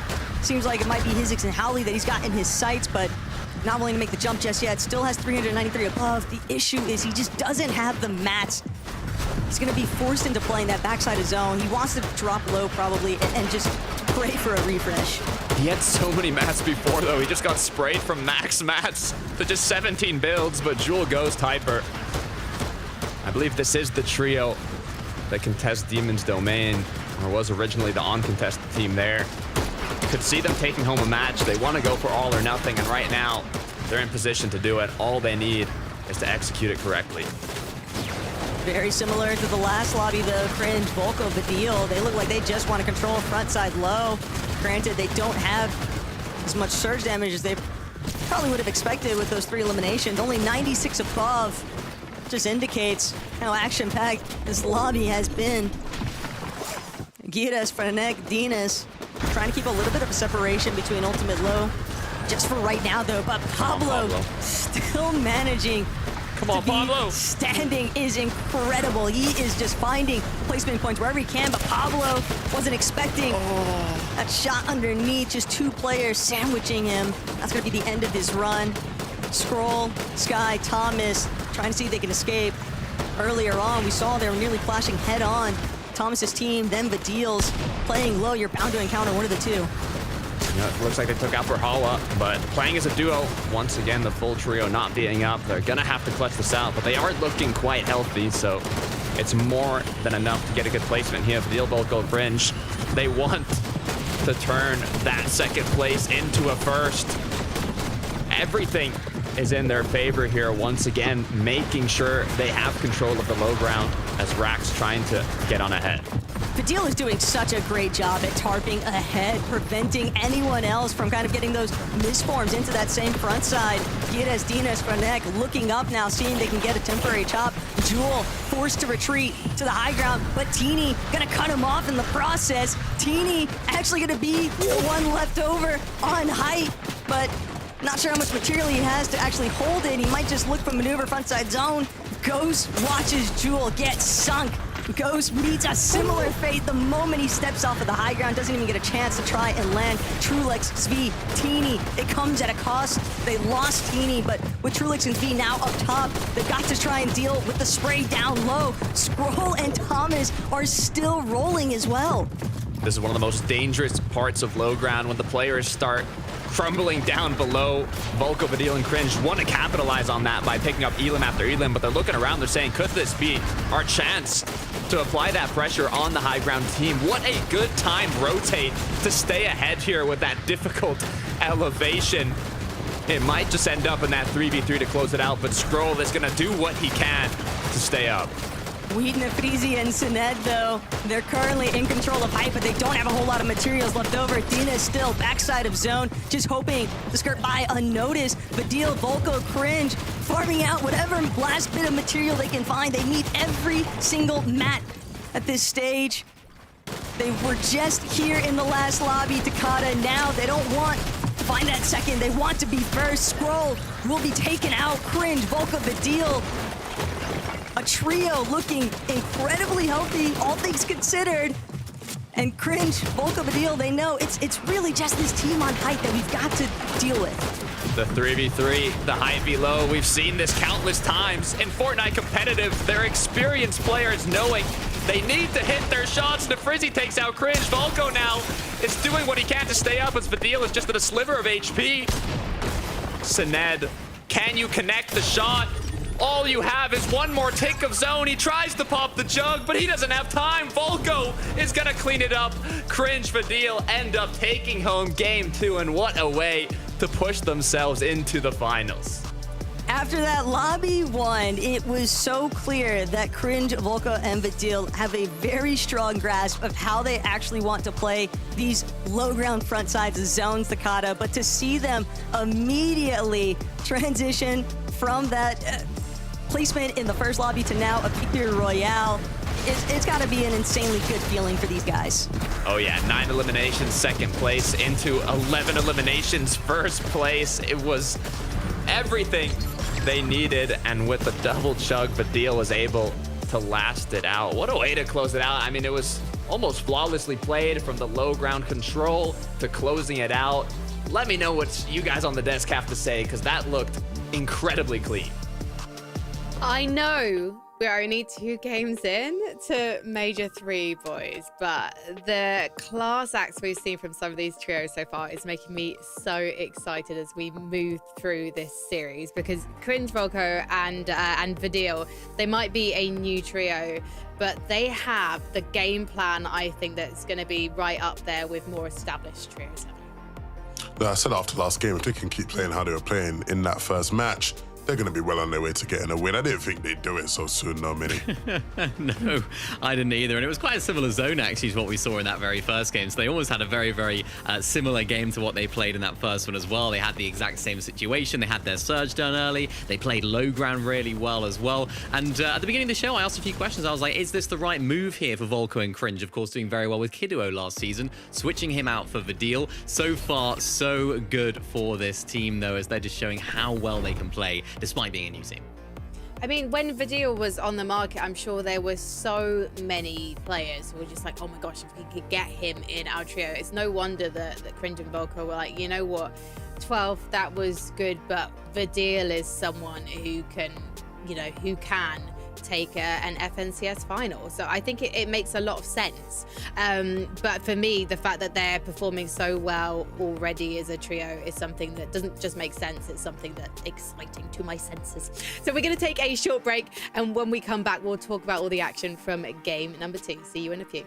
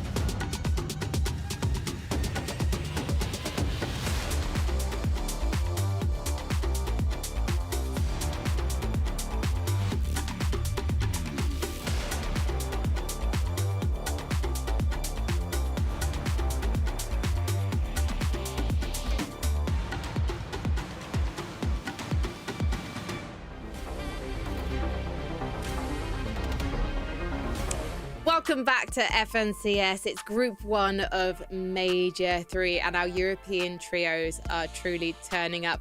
We have seen Cringe, Volko, and Vidil, a brand new trio for Major 3, go through to the grand finals. They know that they'll be seeing Marius, Pixie, and Vanya there as they won game number 1. But in game number 2, we did see some early fortunes turn up for the books for Fredoxy's trio and Thomas's trio, but neither of them we saw performing in those final moments, unfortunately, boys. So I kind of want to talk about what went wrong. Starting with Thomas, Sky, and Scroll. So we see Scroll having to try and clutch things out for his team, but I'm not really sure. We saw separation in the first game, but Levin, what was happening in the second? I mean, this game was a bit better for them, I guess. It got much deeper with both players alive, or 3 players alive at one point before obviously Sky went down. And then again, it's just like a bit of poor timing, right? Scroll's able to sneak through and get through that passage. Thomas can't quite follow, and then he's just forced to clutch up. Yeah, it's not the ideal game for these guys, but I mean, it is Not a a bad consistency game either. format. Not a bad game, not a terrible game, not an ideal game, but just an okay game for these guys. Yeah, not awful. Just continuing to get a little bit split in those end games. We saw, of course, Sky going down, not quite together with his team, so struggling in that regard. But I mean, it's still early days and it's still consistency as well. Certainly looking good enough for the Group 1 lobby so far. For Fredoxy's trio, this was a fantastic early game. It feels like it could not have gone better for these guys. Fredoxy was on form for... Then, again, Zone 8, Pablo's trying to clutch on his own mini miner. Yeah, I mean, this is just exactly what this team do. They like to play aggressive early on. I mean, Fredoxy with those dual wheel pistols, he is next level with those, getting so much damage early on. And it's just this point in the game, it's happened again here, Levin, where there's just 1 or 2 of them getting knocked. Then it sends the whole team into a frenzy. No one knows what to do. Somehow Pablo stays alive. I don't know how he did it, but there's a few mistakes that are being made here at this stage of the game. Maybe a little bit of over-aggression. It wasn't really over-aggression there. They sort of ran into the wrong team. It was Volko's team, right? They were the game winners. And it was a classic case of, hey, Danish guys, remember, German ping still exists, right? And they get pre-edited. Fredoxy gets caught out. If Fredoxy can escape there, there's probably a good chance he stays alive, but his teammates had both sort of moved into the boxes next to them, and it was a bit unfortunate there. So, again, I'm not worried too much about this team. Again, the setup in this game was a lot better, but, you know, sometimes you're on congested side, you get pre-edited, you're up against some Germans, and it doesn't work out for you. You sound like someone on Twitter now. Like, I can just imagine Fredoxy's taken to Twitter already. He was like, it was ping, guys. It was ping. Let's take a look at the standings, though, because this is an interesting one. Obviously, it's consistency and victory royales. 5 victory royales, and then the top 5 beneath that will be going through. We haven't really had a chance to talk about some of these trios, though. But how are Kaisers and Maciak? I guess they're just having a balanced game and not quite make it to the final 2, Mini. Yeah, they've had a 2nd and a 6th so far, so pretty solid performances. Haven't seen too much firepower from them. Haven't seen anything that's going to make me think, oh yeah, they're going to come and take this next game by storm. But it's these sort of teams that can sort of take you by surprise a little bit, you know, making their consistent games happen. I love that I was just like, they haven't made it to any top 2s, and Minnie's just like, they've made it to a 2nd. Yeah. But you didn't shame me there, I've just shamed myself. Interestingly, in that last game, it was one of these kind of lesser experienced trios who did take that high ground. We saw Julie and his teammates up on top. Was it just getting unlucky with the mats here, Levin? Well, they invested a lot of mats to take height, and this is a team who, you know, it's going to be a tough lobby for them because they're contested, and if they were uncontested, initially I was looking at a map of this lobby and they were uncontested, and I was like, these guys are a sneaky team who should be able to qualify through. But when they don't have as many opportunities to have games, they're going to go for the gambit, right? Meaning, like, a lot of the times, if you know you don't have plenty of games to play with, when you get an opportunity to take height, you're just going to take it. And so they invested a lot of materials, they ran out of steam, and they lose height as a result of it. So hopefully we can see them maybe in those situations look to be a bit more aggressive on the refreshes. Yeah, it was difficult for them there because I think 2 different teams tried to take height at almost the same time. We had Teeny on there as a solo as well, causing havoc. So it was difficult for them when you don't have as much experience on height for them to actually find success. But as you mentioned, they're going to need to make those games count. So we'll see what they can do for the rest of the day. Well, we have got 3 more games to go before we wrap up the action for Group 1. Are there any trios that you haven't seen inside the top 10 that you're surprised by? I know we've got the return of Refsguard. Didn't necessarily have the best start to the lobby, but is he someone you're expecting to go up the numbers as we head through these games, Evan? Yeah, potentially, man. Shout out to Rescard, I guess. We're back in Rescard now. We should be backing Rescard. We don't want him to retire again, boys. Come on, Rescard, we got your back, and we also got game number 3 ready to go. So let's head to Jakarta and Taco. Thanks, Frankie. Look, I got faith for Refsguard, okay? He's in 16th place now, I believe. He started off not too strong going down off spawn, so you know what? It's still possible, but it always surprises me how quickly these games go through in the group stage, and we're already ready for game 3, so let's get right into it.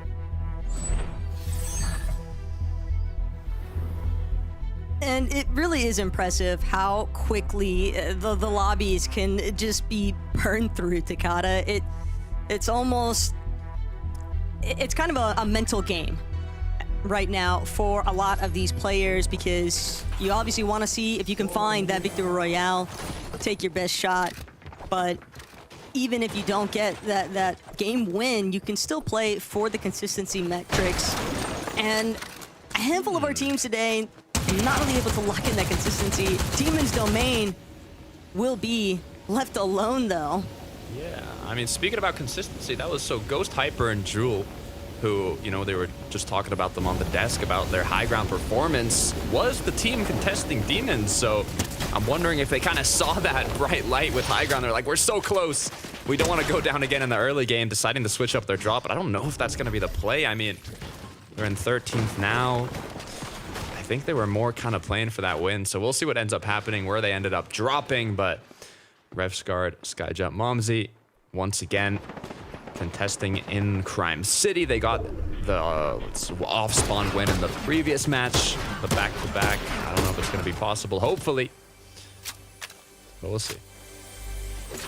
Rax over by Resistance base, trying to see if they can find some early trades on the surge tags. Does pan out slightly in his favor. A little bit of trouble brewing, though, elsewhere. Alba and her team trying to see if they can find this collapse. Island just runs by and is immediately punished. Ego now left to try and fight back, but props will be found as a return fire. And this is getting messy now for both of these teams. Seems like neither side has really profited too heavily off of this one. But now it could be down to Kedadim Power to decide who's going to take it here, keep their pride going for their team. But Kata just doesn't want to go for that initial shot just yet. Kind of backing up, creating a little bit of space. Maybe trying to see if they can find that final finish. And sure enough, that's going to put Power to have to commit to a decision now. Do I continue this fight, or do I just try to play for the reboots? Take the 1v1, you know. Well, he gave too much time now. Yeah, I was going to say, is he going to let him pick up his teammate? Might have just done it. We'll look at the fight here at Crime City. It looks like Refsguard has an elimination, so they have the upper hand in the 3 versus 2. Looking at the minimap, I don't see any potential third parties this time around, so looks like they have the opportunity to close it out once again. It's the early conclusions that Refsguard's team is after. Skies is a great initial elimination, but he can't seem to find that opening. Refsguard gonna be dropped though. The low ground has to retreat, lost his shield entirely. Skyjump and Momsy though, plenty healthy enough. And they're gonna get the return fire now onto Skies. Telio also getting lit up along the way. Refsguard knows he's got nothing left in the tank, and he'll get that final elimination. And these quick conclusions, though, is exactly what we need to see the repeat circumstances of. Last game, they were able to also find that quick conclusion. Same can't be said, though, for Elba and Kedadim.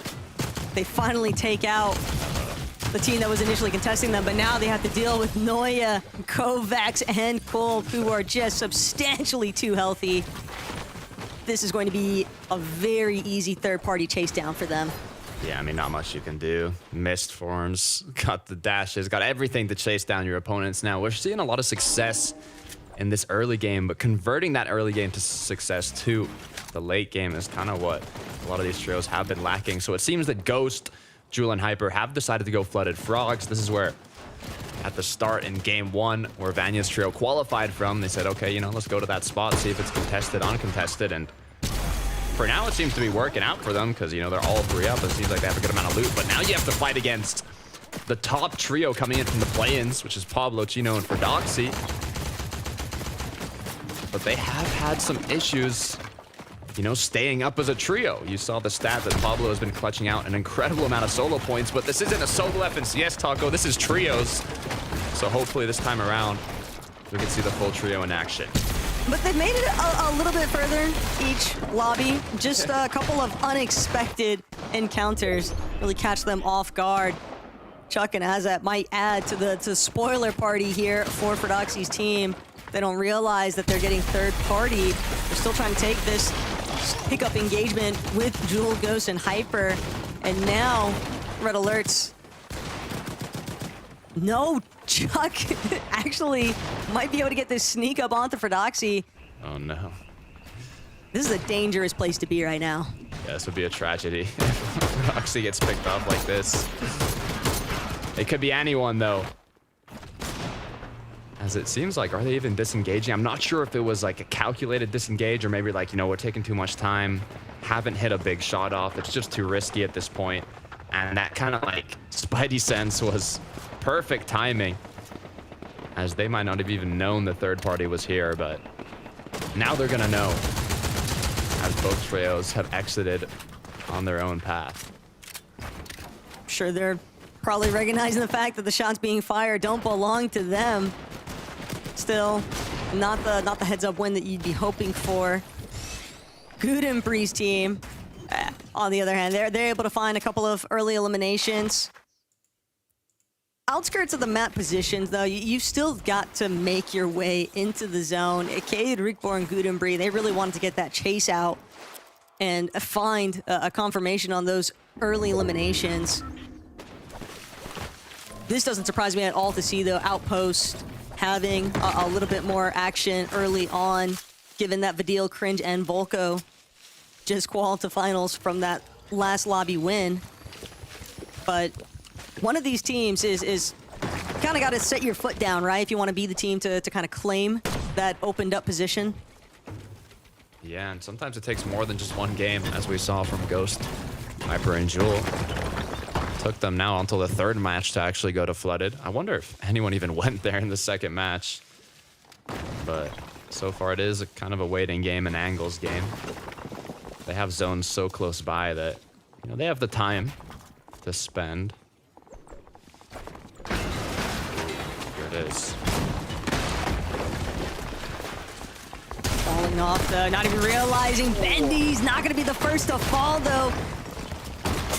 Crazy exchange to start things off, but it's actually Lethro paying the price currently. Faded, if he's not careful, might be in a very precarious position here, but Faded will manage to create a little bit of a gap. Lethro loses Sony now, just left as a duo. But this is a really awkward angle that he's trying to find onto Faded. It's behind him, but still can't manage to fully break through these builds. The supportive measures being taken by Faded's team right now, a little bit too impactful here. And Lethro now completely separated from his other teammate. They've got to reunite and try to play this one out together. Yeah, there's some impressive counter shots by Faded's trio, to be fair. They got kind of surprise attacked, but still were able to connect high damage pump shots, kind of pushing them to the upper hand of this fight. And now, not only did they want to pick up one, they wanted to finish this off. 3 more eliminations now on the board. Quick 9 points, quick refresh. This is perfect for them going forwards. Those aren't the only teams getting stuck in some of these early game battles. Owl, Quicks, and Snowzy. That's a nice opening knock onto Antoine, but even with that being said, still enough surrounding members to make this one difficult to close in on. Owl loses Quicks, but finding Nade means that they'll be able to play for that double revive, and Kenro gonna see just what kind of damage can really do, but he knows. Left by himself, opened up the wall, and that was just a given that he'd be Elim shortly after. Or Hawa now. Pretty calm. They've got loot, they've got mats, they've got kind of everything they need here. All you got to look out for at this point in the match is damage. It's kind of risky to play fully on congested side, you know, if you're thinking about how to rotate in these lobbies. You know, ideally, you want to run into the least amount of people as possible in theory and get the best position, but sometimes the best position won't open up a lot of opportunities to get that damage. So if you're looking for a primed up position, you want to make sure you have a good amount of eliminations or damage before that. And if not, the prime position for you might be looking at the congested side. For Doxy, Pablo, Chino now. It's been an interesting run for them so far in these first couple matches. They do very good in the early game, but kind of fall off and crumble in the mid to late game, leaving Pablo as a solo both times. So hopefully this time around, they not only find that success here, but also continue with that momentum throughout the rest of the match. I think it's also just been the fact that they've just been caught kind of off guard by teams just hunkered down in cutoff moments for their rotates. I think that's a big part of the reason why they seem to be trying to clear out space before they actually make their move forward. They know these are teams that are already hurt. They've been in these outskirt positions fighting for a while. We can just play cleanup crew, essentially, as Chino now making the approach, getting two separate angles. This is what makes it so devastating to try and fight into Prodoxy's team, though. They're just all so strong at taking these separate angle engagements. Chino, though, not the shot that he was hoping for. Trying to get that angle and instead loses a little bit of his HP for it, but Prodoxy still on the other end of things with Pablo looking to try and collapse onto Azza and his teammate. Overhead, though, they've got to be real wary. All these shots drawing some attention.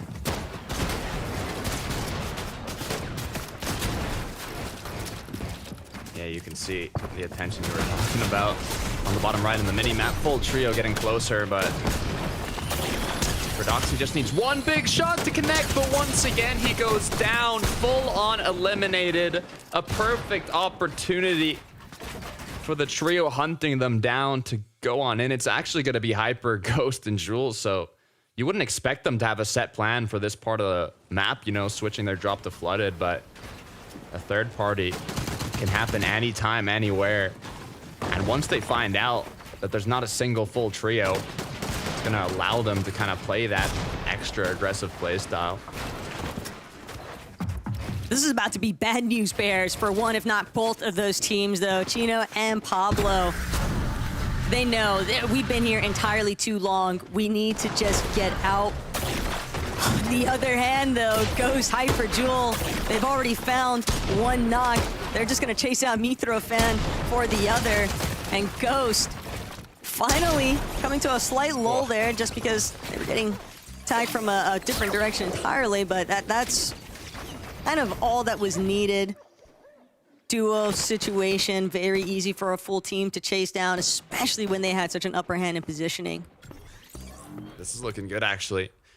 From last game where they got height, but just crumbled when it was contested, running out of materials. Now, hopefully, they can have a better shot at it. They're kind of set up for it. Sinet, Nafrizi, Wheat, on the other hand, I mean, this trio has been playing incredibly safe, so I'm curious to see how much damage they actually have. 68 players up. It's definitely awkward, though, for teams that are having to invest time looking for the reboot moments in comparison to trios like Nafrizi's that are already kind of just rolling through, trying to get established in good areas where they can see who else is approaching and also maybe try and prevent them from coming their direction. Giras, Frenek, Dinas, though, inside of Utopia City. They've got elevation, but clearly other teams in the area taking notice of where they boxed up at.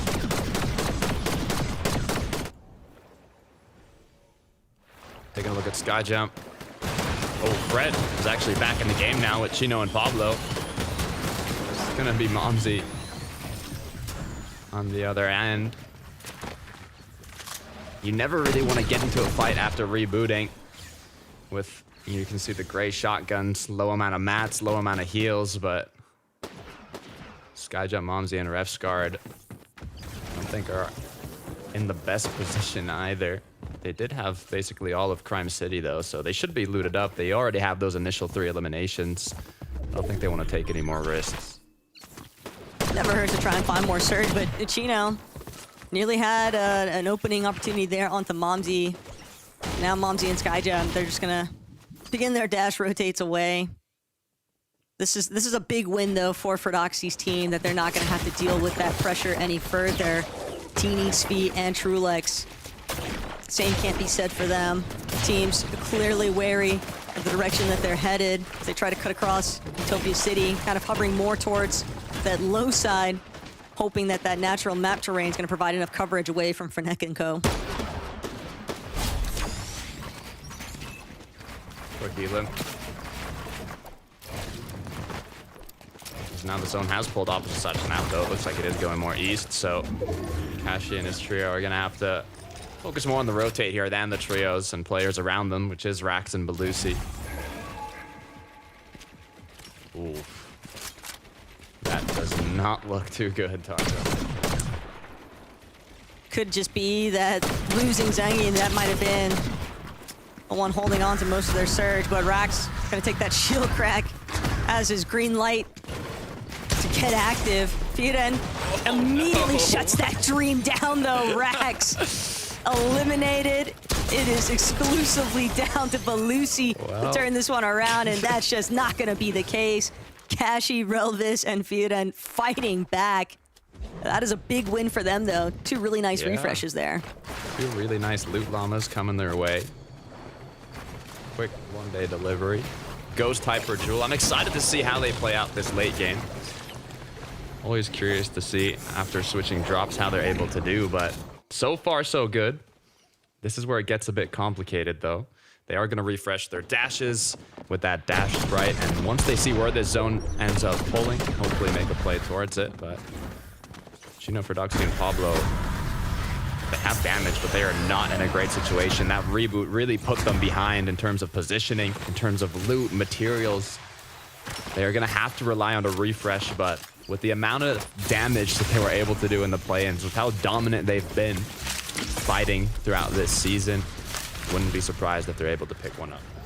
Between 2-tick zones and being underneath damage or surge threshold, Loki, QB, Sangil, just scrambling to try and come up with some sort of damage. Instead, it's going to be Sangil losing his life here. That's first elimination of the trio.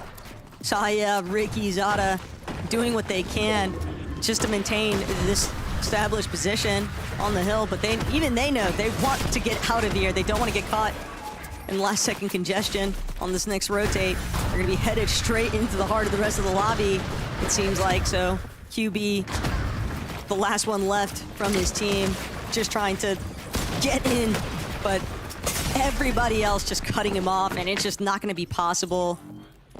Chino, Pablo, and Fordoxy, seemingly the final boss as teams try to make this crossover through Utopia City. Never really liked the water in these final zones. I mean, it's fun to watch, but as a player, it's not as enjoyable.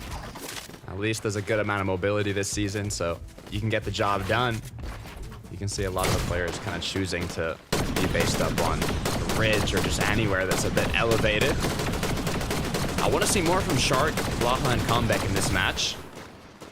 Our eyes have been on them, but still waiting to see some big plays coming from them. Now being just 12 above, they're kind of on the edge here. Good news is so much vision that they have those options to get that damage, but this is going to be a tough zone. An initial hiccup, though, for Fordoxy's team, having to play for that reboot, putting a little bit of a damper in their initial rotational plan.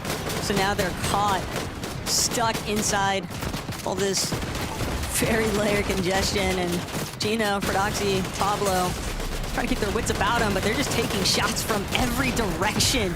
And now Gino just trying to misform back to the top, see if he can reunite with his team. Fordoxy, the healthiest one out of the 3, forced into the water, forced to ultimate low, hoping that nobody sees him, because Chino not able to escape. Pablo, he's danced around for so long, but He's not going to be able to withstand the lobby pressure either.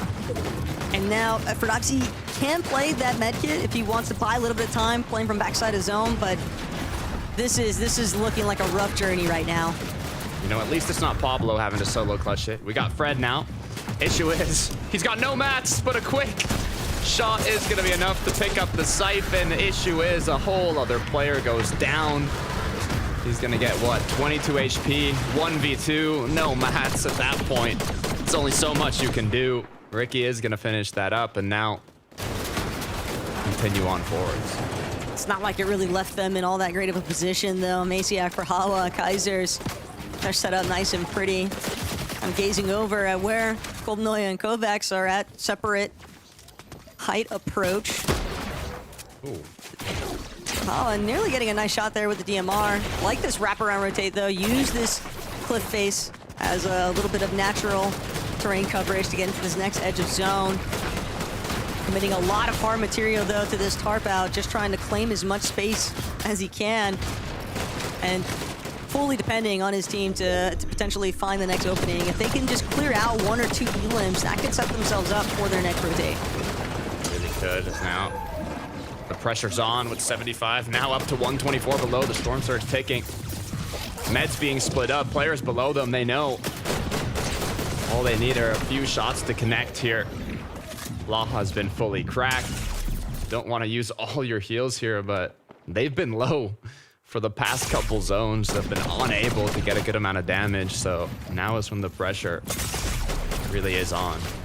But they're just 6 below here, Takada, and low ground is going to be the best spot for them to try and find a straggler or two, get a good connecting shot. Shark finds piece of one. Maciak gonna lose his shield entirely as Shark now closing in. Maciak also suffering from this surge big damage. That's another trio just in so much trouble here, but Combat can't escape. It's just a cluster in the low ground. Shark now trying to get overhead. Hawa gonna be the only one playing out his medkit, but with the surge tick damage to boot and the lobby focus, he's just trapped behind everyone else. Just too much focus. It's way too difficult to make yourself hidden in these moments. Borhara, though, has somehow made it into zone almost. 15 HP as the med kit's gonna be popped. No, all the metal builds. I don't know if he's gonna have enough time. The miss, though, is gonna give him just a bit more heals as he runs on in. Somehow has done it. The issue is just a handful of builds left. Runs into a full trio. Rickbor on the other end of the door, and it looks like Hyper, Jewel, and Ghost, they might look for this high ground early on once again. This is the right intention, too, for Jewel, Hyper, and Ghost.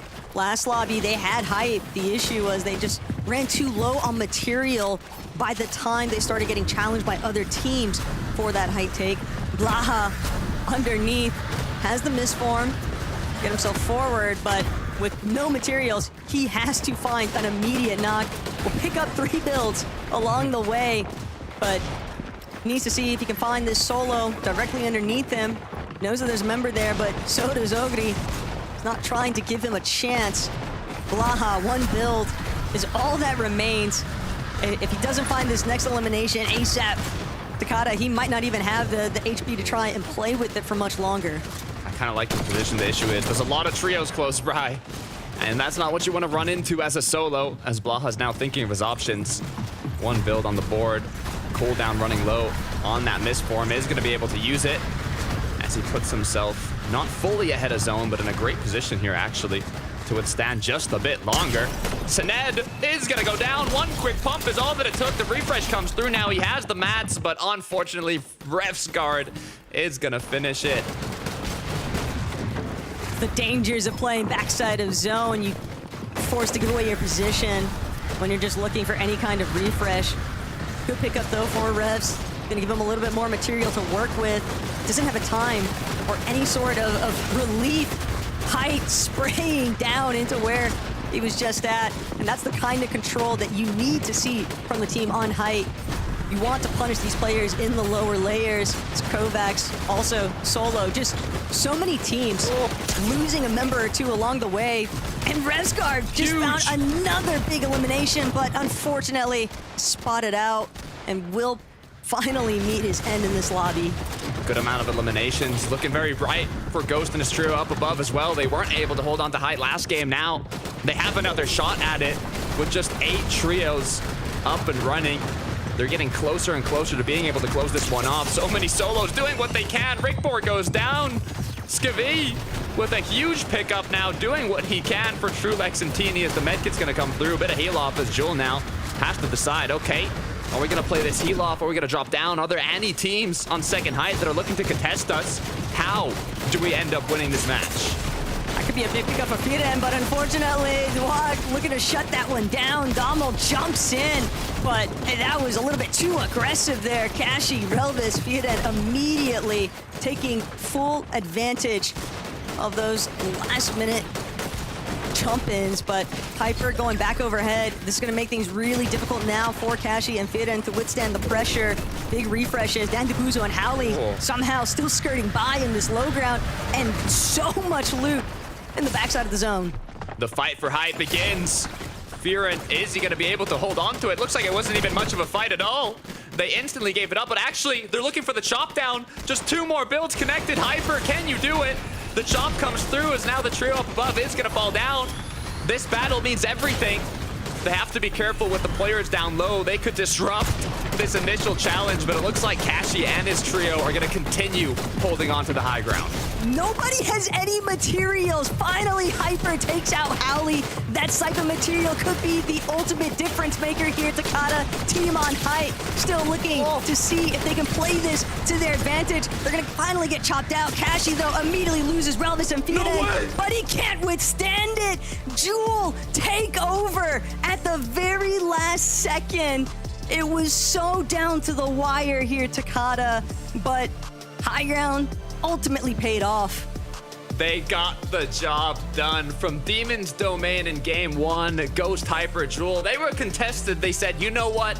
We got high ground in game 2. We weren't able to close it off. Let's play it safe for this next match. We'll land Flooded Frogs. We'll play for height once again. You can see exactly how they ended up overtaking it. And this time around, they did actually run out of the materials, but it was in those final moments where all they had to do was take that 3 versus 3 and being able to land their shots, being able to come out on top is what granted them that spot in the EU Major 3 finals. Everybody had to essentially win their ones, and that's exactly what took place for the most part here. Jewel was just on fire with that unstable yoink. The benefits of having that exotic at the last moment there could not have been a bigger thing to witness, Takata. But of course, that's not the only thing we saw. We've got our lovely Des to take it from here. All I'm saying is, guys, you gotta ribbit to win it, because there is something about Flooded Frogs that makes winners this season of Fortnite. Levin, how did you feel about that win from Julian team? Because this is more of a rookie team compared to some of our other trios, but they showed that high ground take before wasn't just a fluke, and actually it was something they could make good on in the end. Yeah, this time around, right? I feel like they managed the situation a lot better, didn't they, Minnie? They didn't have as many threats in terms of people going for it, but they applied the pressure needed to hold on in the crucial moments. Yeah, and I think when the team did decide to try and jump up and try and take height off them, they sort of gave it up a lot better. They didn't try and fight it. They understood their situation. They dropped down. And what they did really well was they actually got back together as soon as they could. It was like a game of zero build then at the end, wasn't it? Just everyone just trying to fight each other. But it was a really nicely played game from these guys, and a sign of hopefully for what's to come when it comes to the major finals. They now have first dibs on a drop spot that they can choose in terms of where what the drop map's going to look like. So we'll see how that can change as well.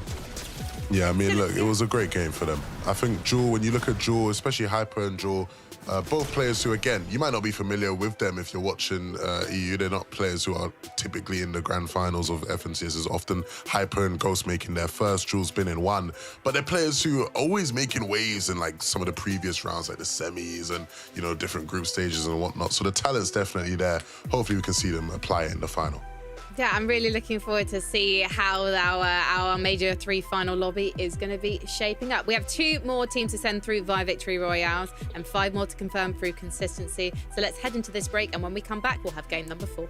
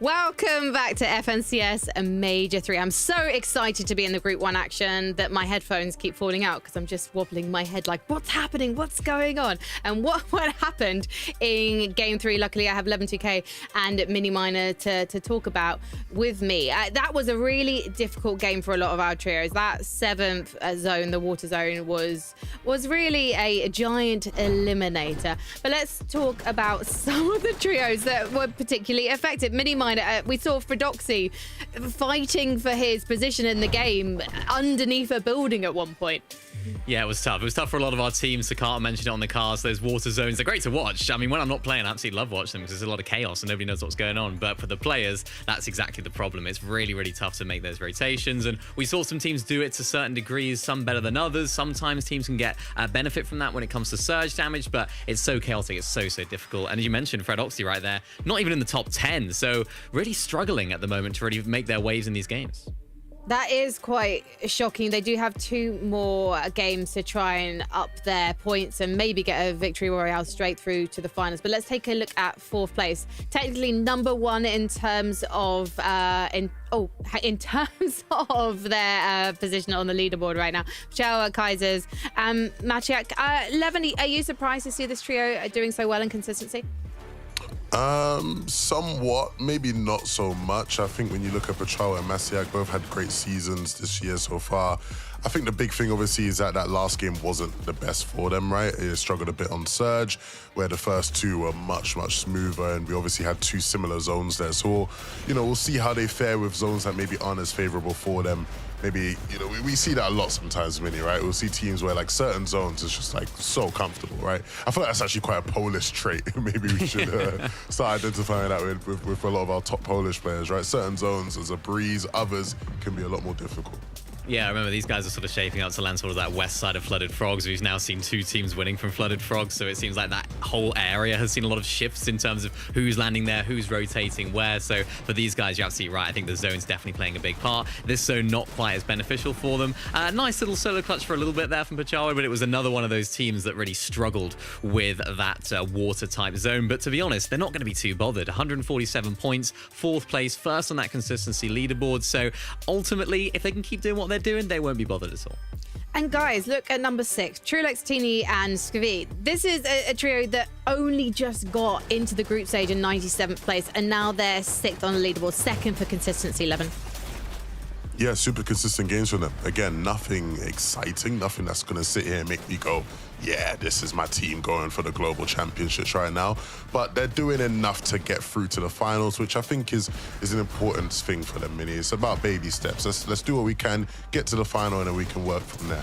Yeah, and I think that shows a lot of experience within this team. They've all had moments to shine. They've all had moments where they necessarily haven't played that well over the years. And I think they just understand that it's just about getting over the line, not trying to overextend, try and play for height. Even playing heel off right here, we saw Skivvy getting a couple of med kits and these bandages. He's not the sort of player that's going to be like, okay, let's just run in there. Maybe a little bit of a less experienced player would think, let's try and win the game. Let's try and solo clutch as much as possible. It's all about trying to get as many placements as they can. So for these guys right now, again, it's very similar. More of the same. Are they going to play for height? Probably not. But are we going to see them in that top 5 at the end of the day? I wouldn't be surprised if we did. I don't know if we have time to see the leaderboard and check out page 2. It'll be interesting to see where Fredoxy's trio are currently standing. I think it was 13th going into this game because obviously they've got a bit of a hill to climb now. Yeah, 13th. 13th, so they can definitely do it. Combeck, Shark, and Blacker, though. This is definitely a trio that I think we're expecting to see in the top 10 at the end of these next 2 games, Mini. Yeah, well, they had a really good start, didn't they? They had a really solid start. They were playing those mid-ground layers really well. We saw them have a really good end game, and it hasn't quite gone the same for them, especially in that last game, Levin. You'd expect a lot better considering the placement of the zone compared to where they dropped. Well, yeah, they were one of the teams that struggled with the zone, right? On that zone 7 pool, when it's like going towards Utopia City, they were having to traverse across the water. They ended up having to take a fight because they were below on surge, right? So it's not just struggling for the rotation. They're struggling to actually just even like stay in the game on damage. A couple uncharacteristic, missed shots from Shark there as well in one of those fights, and they end up going down as a result. But they're just on the bubble there, right? There's still a couple more games for them to get it done. And meanwhile, inside the top 10, we have Howley and his trio. Not necessarily a team that I was going, guaranteed top 10, but they're looking really comfortable at the moment, Levin. Yeah, I mean, look, this is a team with, you know, a bunch of experience in top EU lobbies. And so I think, again, they're starting to get comfortable in these ones. You're seeing here controlling space on low ground. It's something that, again, you see the best teams doing. And I think for these guys, if they can keep playing this way, they'll be, you know, breezing their way through. You expecting that mini minor? Do you think we're going to see some changes after this next game in that top 10, given that there are some big names just outside? Yeah, well, remember, this is, of course, the last 2 games, so these guys really need to try and go for the win if they're below on the leaderboard, so we'll have to see what these teams are going to do. Well, let's see what they're going to do in Game 4 with Taco and Takata. After the first 3 games today and a couple of our Victory Royale teams coming out of Flooded Frogs, Takata, I'm very interested to see who actually tries to take over that POI, but Game 4 will let us know. The good news is you don't have to wait long. Just 2 more matches to be played out. There's a lot of big names kind of on that borderline. So technically, you know, with the 5 trios that qualify through the Victory Royale, the other 5 through consistency, it's kind of like that top 10 that you're looking to get. Now, for Doxy, Pablo, and Chino, despite being kind of the #1 trio going in from the play-ins, they're in 13th spot, which is the same as where they placed in the last major, having to qualify through the last chance qualifier. Refsguard, on the other hand, here in Crime City, is also just kind of outside that borderline, which honestly scares me, Taco, because he is literally not qualified in the last 2 majors by 1 placement on the leaderboard. Literally 1 spot on the leaderboard away from qualifying in the last 2 major in groups. So hopefully this time around, being in 15th now, they can not only win this early game engagement, but also secure themselves a spot in the major finals. Well, this is a big come up currently at Crime City. Probably one of the fastest decisive fights that we've seen for the off spawn. But yeah, Refsguard definitely needs a win. It's been a while since we've seen him in a finals. I believe even stemming all the way through Chapter 5. He was not able to find his way in to that Battle Bus for a final. So 2 years in a row, essentially, of missing out. But I think more importantly still, we're talking about the Global Championship being in France, right? We need to see some French players. Wow. Yeah. I think that's the big thing I'm also keeping an eye out for, but that'll have to be decided at a later date. Right now, then Depuzo, Halley, and Hizix, they're just trying to hold strong onto that consistency metric, and it does start with a good opening fight. Finding these early eliminations is going to set them up nicely for their mid game. Yeah, this is good for the 4th match of the day. Having these kind of fights be cleaned up quickly is exactly what you need. Being able to kind of focus more on your loop path, your rotations, and setting yourself up without the risk of getting third-partied.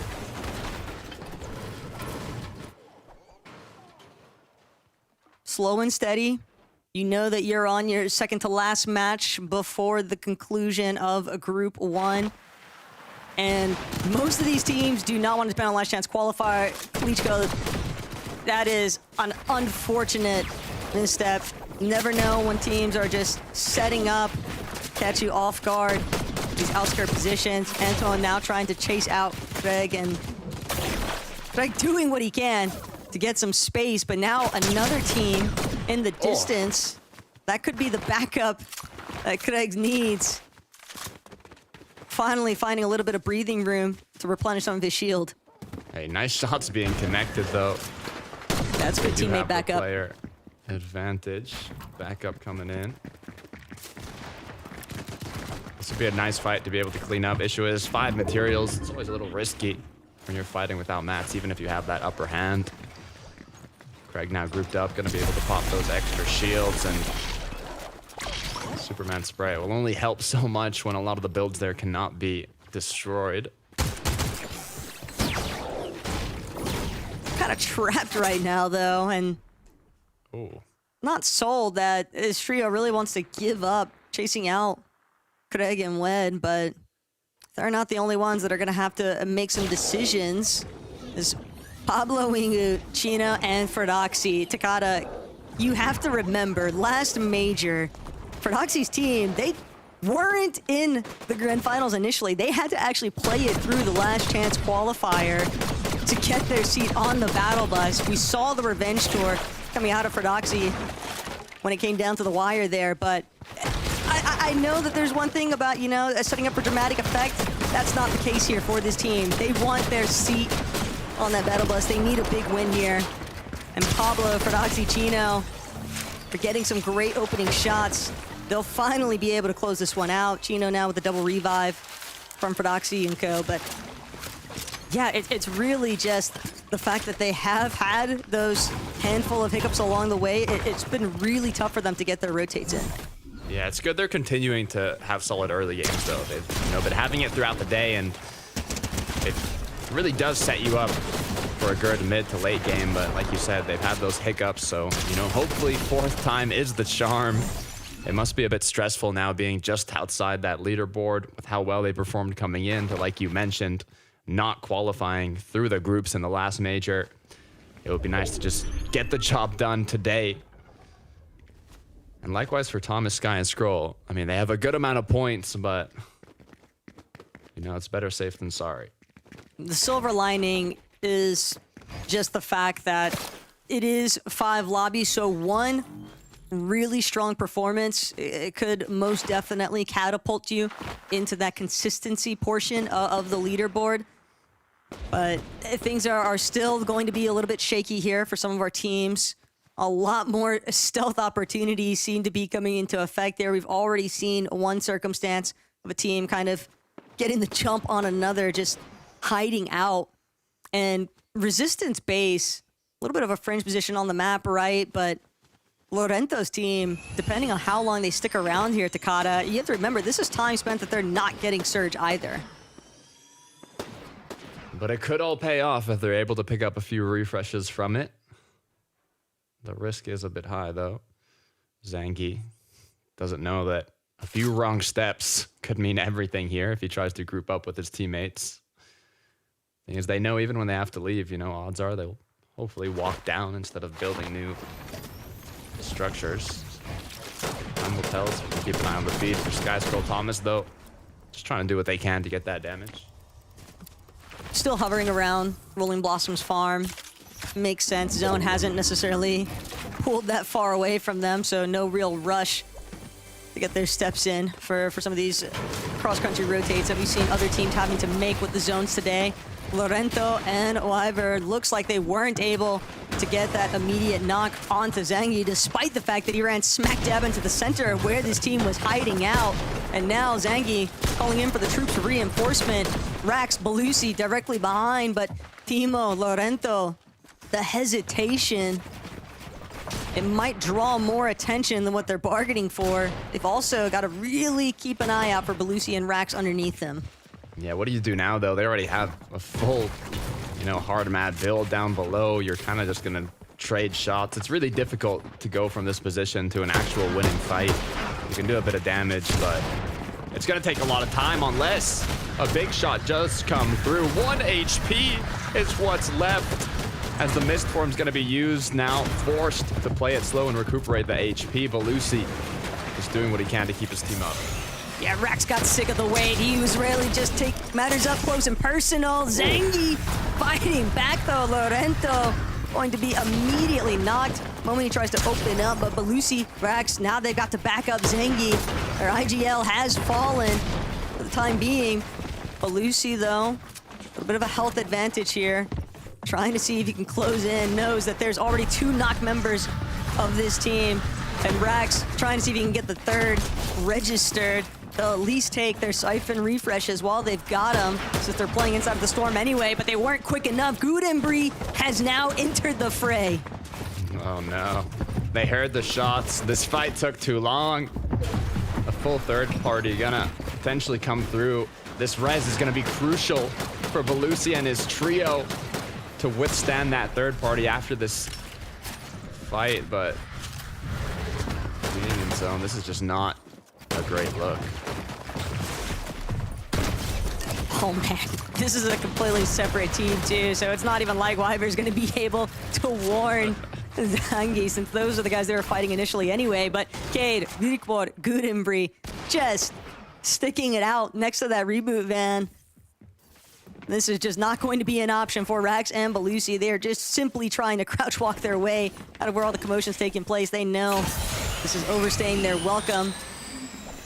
And they'll just hope that maybe K or Kudenbri, they decide to rotate first. That's gonna maybe give them a chance to utilize this reboot, but no matter the decision out of Cade's team, for right now, it's just gonna be take a lap time for Belusi. Yeah. Meanwhile, on the other side of the map, I'm trying to think what went down here. There's so many trios just kind of boxed around this mountain, this hill. Some waiting, some trying to find an exit.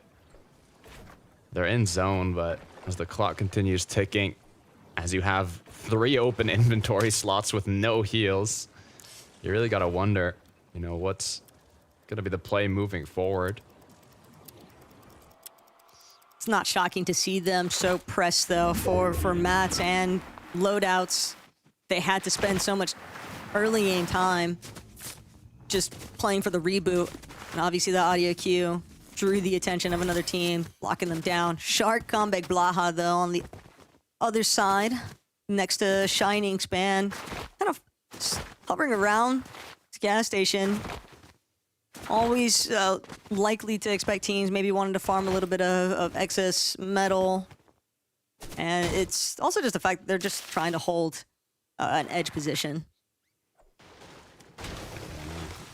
Heroes, Krennic, and Dinas, though, are quite deep into the zone here. They've also traveled the most out of any team, as you can see from the quick stat, and it shows them doing it once again. Sometimes it could be from unlucky zones, sometimes it could just be from your playstyle if you tend to take those safer rotates, but you know, so far they don't look like they're in much trouble, just making sure they're farming on the way, making sure they're kind of setting themselves up.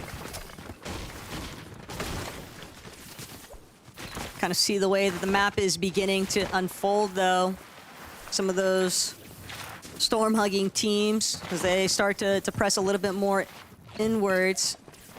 Gonna have to be careful of watching overhead. A lot of teams already finding box positions on slight points of elevation. Teeny, Trulex, V. It's not gonna be super flashy, but to ever count Trulex out of a conversation for consistency in a set lobby type of environment, it's truly not shocking in the slightest to see that these guys are leading on the leaderboard for the consistency. Yep, I mean, they have the stage set for them. They don't have to take any risks in the late game here. They don't have to force themselves onto high ground. They just have to make it and do what they can to keep getting a bit of eliminations, a bit of placement. It's kind of the best position you can be in these lobbies, especially in, you know, the final matches where a lot of the trios that are incredibly low on the leaderboard are going to be playing extra aggressive towards that high ground and towards anything that can kind of give them that win condition, whether it be a fight or even just positioning. But you know, so far, a lot of the trios that already have a decent amount of points are kind of choosing the safer route. They know Storm Surge might not hit as hard, and they kind of have that freedom to play a bit slower. Shark hiding out for a moment. Faded and Tex don't seem to have any indication that Shark is even down here. Smart trap set, leaving that chest unopened. So that way Faded doesn't really have a reason to expect anything going down. But if he extends even a little bit further on that ramp, we might see a little bit of a mishap there for Shark, but continues to go by unnoticed. Certainly by now, starting to throw up a couple of fills behind him potentially. He's almost expecting that a shot's going to be sent his way eventually there. Making sure he's safe. Low-key, Sandguild. By Supernova now, just trying to see what Cade is up to. On the side. Do they know? Plus about whether Sandguild and his team know. They're definitely looking for someone. So they are fully aware. You know, Cade's not out of the thick of it just yet. He's managed to escape that little segment of build, but he's just gonna hope that Loki and his team decide to make an early departure with the storm closing in. Even with them leaving, though, I would expect them to kind of just keep looking back, and that could potentially hold Cade inside Storm for a much longer period than what he was actually looking for. Nice shots, though, out of Momsy, Skyjump, and Refscar. That's a big refresh, max material. This is looking like a solid loadout here for Momsy, and I'm sure that the other members of this team are rocking pretty similar things. 100%. Good positioning here on the snowy side of the map. Nice little mountain to base up on.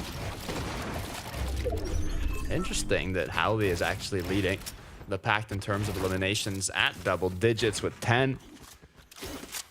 They have 3 as a trio this match, but a majority of those eliminations do come in the later half of the match. So, especially in these final games, you really don't want to be taking those risks unless it's completely necessary and you're lower down on the board. So,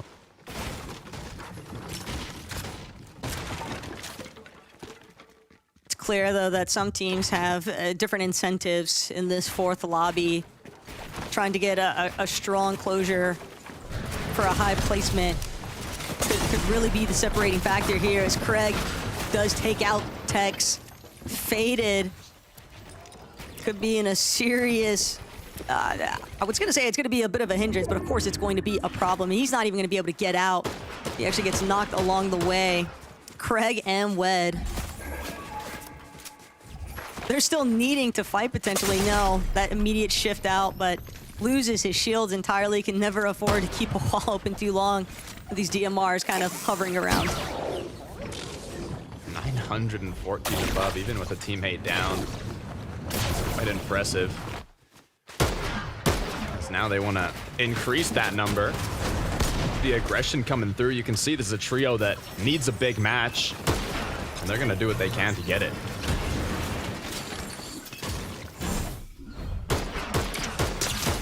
Yeah, and we can see the moment where things truly went south there for Faded. Wed just completely catching that nice flank angle. And then also providing backup for his teammate, that Tex secondary elimination. It's going to be a real damper there. But Vikbor, Gudem, Brigade, last thing on their mind is what might be left behind them. They've got to get a move into the zone. And not only that, Takata, but they need to find a fight immediately. They're just continuing to get peppered from pretty far out distances. And this is a really tough position to be in because you're getting tagged by Surge, you're getting tagged by other players in the lobby, and you're trying to take a fight, but you just don't have the health to do it. Gudembri gonna immediately get shut down. Cade knocked as well. And that is all she wrote. Vigren and the Ox will get that double revive on their knocked member. A big loss there. Could have been a nice come up, but instead, just gonna have to sit and wait for that final lobby to come through. Yeah, that was quick too. That did not last long at all. I'm happy to see Thomas, Sky, and Skrull kind of suited up, kitted up to have a solid end game here. To be fair, if they have a good enough match, it could be enough to just straight up qualify them through consistency. They've started so strong already. Just one more big match is all they really need. So Ned doing, you know, what he can to stay up above and take those shots onto the players rotating on in. This is going to be a nasty zone, though, for some of these teams. When you have Island so deep inside of the zone, teams are definitely going to be taking note of the hype plays.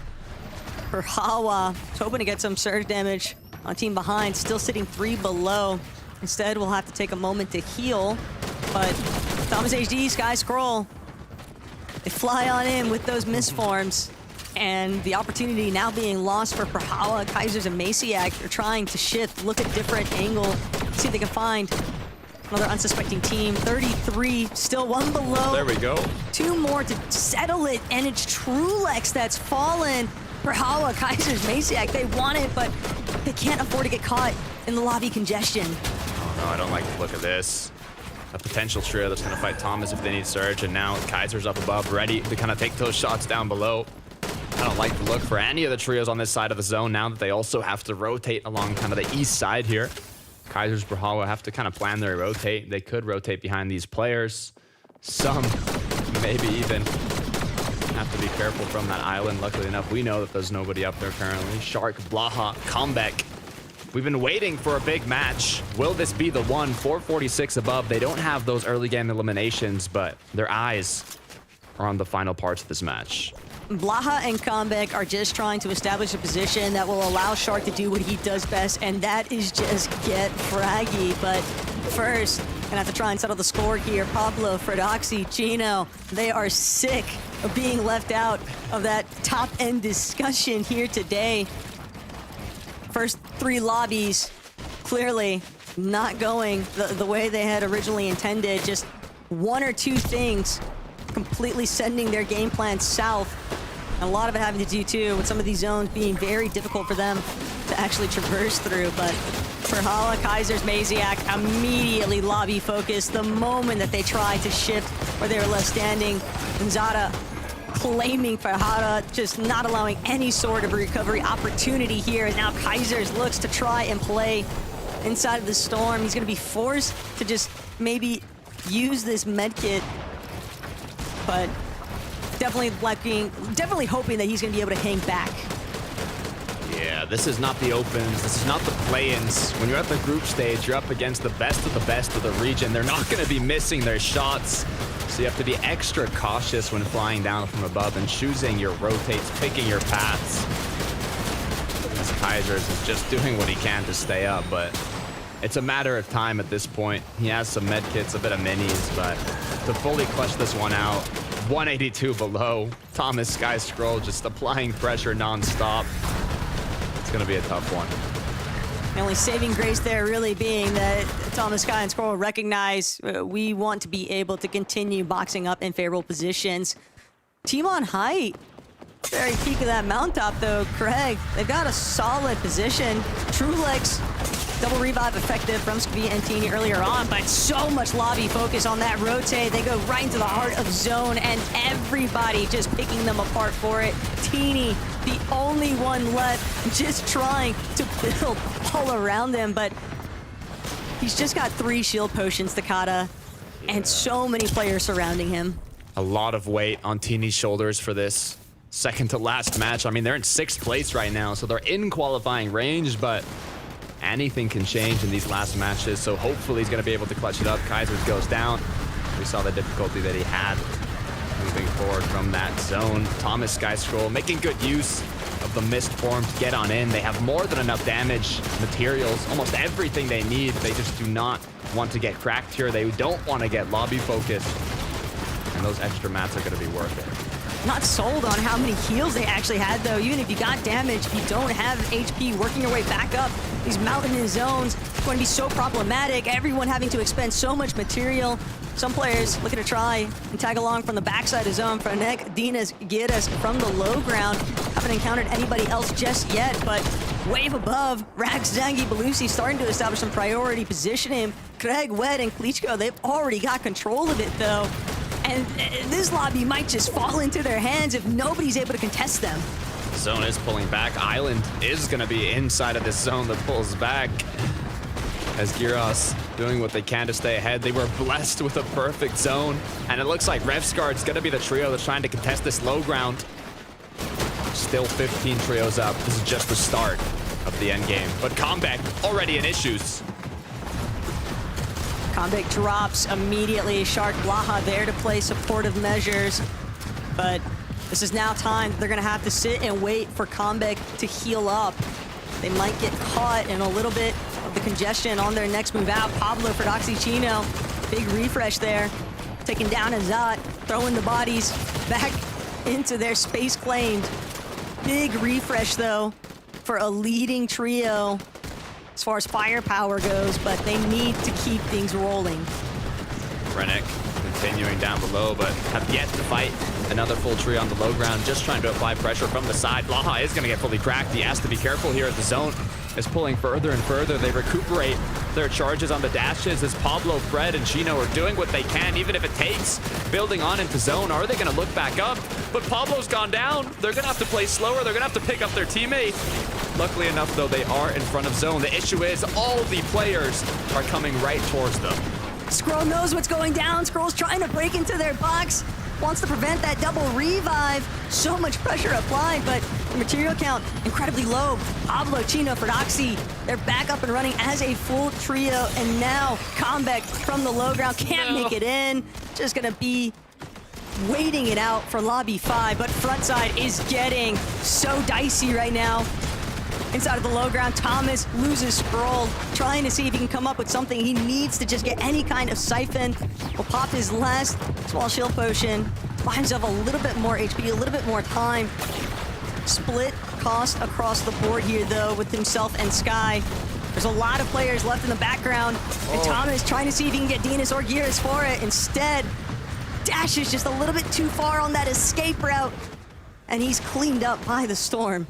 It looks like high ground, though. It might be getting overthrown, but you have to be careful when high ground is touching the island. You're just going to start floating as the players are now flying around above, thinking, what do we do? Do we go up to the island? Do we stay down? Chino's finds the position he wants to claim, and now in the clouds, the opportunity to shoot down below. The issue is, where is this final zone going to pull? It doesn't matter because right now they're not caught in the heat of battle here. All these teams stuck underneath the island. Gires, Franek, just trying to fight it out, but they're not going to be able to escape. These elevation shifts are just simply too brutal. Franek from the backside, he's going to come through on that misform, but Ferdoxy way up above. If it comes to heal off, he's got it covered. Chino will get cleaned up, though. The moment that he drops, Ferdoxy now trying to see if he can settle the score by bringing the battle a little bit closer to himself. Instead, he pops right back up. It's so hard to control the directional hang, but it doesn't matter because teams, again, still clearing each other out in the low ground. Dropping like flies, placement after placement. Fred, Pablo, they're already in the top 5. All he's doing is floating. How long can he hold on is the question. He has no heals, so he cannot really play heal off here, but they're getting more than enough placements to make this worth it. But the zone pulled over the island tip, so Ferdoxy's gonna be able to have natural terrain coverage from the action underneath. Momsy, Revsguard, just trying to frag out. They've got to get proactive. Revsguard immediately drops. He knows there's got to be somebody else, a solo lingering nearby. Revsguard, though, can't close it out, and the Freezy's team now wondering, where is this last player at? But Ferdoxy, only a single slurp barrel. He's got to find White Heel somewhere. He won't take damage in bird form, but it's got a 15-second cooldown, and now that he's used it, he's gonna be put into panic. Sined, Wheat trying to find anything they can, but as Ferdoxy goes down, gets the second place finish, Wheat and his trio are gonna close it out and make their way to the finals. A big win as well for Nafrizi's team, because if Ferdoxy had had any form of white heels there, Takata, we might be looking at a completely different outcome here, but they stuck with it inside of the low ground. The way that those zones pulled, all those elevation shifts, they were able to just keep tearing through. And despite what looked like was going to be a very problematic endgame, they were still able to stay intact and pull things through. 100%. A deserved victory royale for Nafrizi, Sined, and Wheat. Congratulations to them to making it to the major finals, but also congratulations to Chino, Pablo, Ferdoxy, and Revsguard. An amazing placement as they were not in qualifying range. All we have left is one more match, so let's go to those 3 beautiful faces and let us know if we missed anything. Thank you very much. Congratulations to Wheat's trio for making it through to the Major 3 finals in a couple of weeks' time. I have to say that was the most adorable endgame I've ever seen in FNCS mini minor. Like Nafrizi's trio just being like, where's Ferdoxy? Where's he gone? Adorable is one way of putting it. Chaotic. Yeah, I wouldn't have used That adorable. was not the word I was thinking when I was watching that, to be honest. I didn't know what was going on for a lot of that endgame. But for Wheat, Nafrizi, and Sined, they were thriving in the chaos. Really nicely played game from these guys. They stuck together. Of course, they were in that top sort of 10 situation. I think there was 7th going into this game right here. So they were already in contention. They just needed to keep the consistency going. And I think it just panned out quite well for them, Levin. The fact that height was just a complete mess. They could just play out low ground really well. Yeah, these guys, an interesting finish. An interesting finish, to say the least. Yeah. Some people would say adorable. I know someone who would say adorable. I mean, they cleared things out, you know, with relative ease there. And I think this is a really good team. 3 very experienced players, 3 players who have grand finals experience. And so they were one of those teams I had on my list of people I'd expect to make it through. I just want a highlight reel of Fred just like flying down from the island. Oh no, actually I'm going to go back to the island. So I'm just going to go between, cut to a song from a 90s band called The Venga Boys. So if anyone can make that happen for me, then please let me know. Anyway, I'm going to go to a short break because when we come back, game number 5, let's find out who's going to be qualifying for the finals.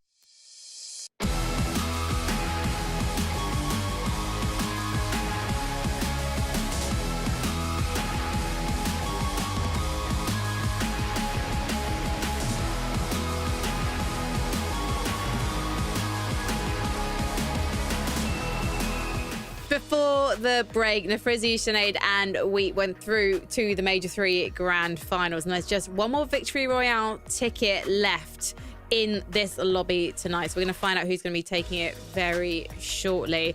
That was a very interesting endgame. We did discuss it before the break, but it mostly consisted of chaos on the low ground, and then Fredoxy trying to work out if he had enough heals to get him through to the win 11. That's a way to put it. The way I'd put it is Fredoxy was getting rage baited by the lobby. Like, the zone is just not pulling to the island for like a whole minute, it felt like. And he's just there gliding. And it's like one of those zones, Mini, where, you know, if you're up there on the island, you're thinking, yes, I'm on the island, I get all this cover. And it's just like the zone's just pulling right in between. And it pulls on it for a second, and it pulls off of it again. And it's going towards the other one, but it's not quite there yet. It's taking its time. And it was just so frustrating for him. I know he must have been fuming at that moment. And then obviously in the end, you know, he doesn't have the heal off. There's only one barrel. There's not really much he can do there. But still a fantastic game in the context of how their tournament has been going, Mini. Yeah, super, super impressive for these guys. Of course, they haven't really been doing that great. They're outside of that top 10 in that going into that last game. And I think the fact that Wheat, Nefreezy, and Syned actually won the game has actually benefited Fredoxy and Co. because, of course, they were just outside. Now a team that was inside of that consistency qual has now already qualified through the win. So now it just bumps them up even more. You can see them there in 7th place. Really nice position for them to find themselves in. Of course, not done and dusted yet. And I think a lot of people, myself included, were expecting them to come out with a win today. But it really doesn't matter how they make it as long as they do. This is a trio that I would associate with being aggressive in their early games and just really guaranteeing that surge. Do you think that they're going to maybe hold back slightly going into next one, Levin? Well, you know what? It's funny you say that because I'd agree that they are a team that's super aggressive. But I feel like at times today they have been holding back a bit more than maybe I'd expect. There's been a couple moments where I thought maybe if they hadn't been a bit more aggressive, you know, it could have benefited them. So we'll see what they pull out in this last game. Minnie's talking about them needing a win. Hey, one more game, they can still do it. They could still do it. And you know who else could do it? Refsgaard. We talked about him earlier today and was saying, you know what, he needed to have a strong game to get into the top 10. He's had a strong couple of games now, and he's been looking individually on form, Mini. Yeah, he has. This is a really nice game for these guys, a game that they needed as well, boost them into that sort of top 5 contention. So really, really important. But I think what the most important thing for them now is going to be this next off-spawn battle. They've been on a little bit of a nice run here, Levin, but now it all comes down to this. Are they going to be contested? What's it going to look like? I'd imagine they will be, but it's all about that battle. If they can win it and then have a decent enough end game, they should be in that top 5.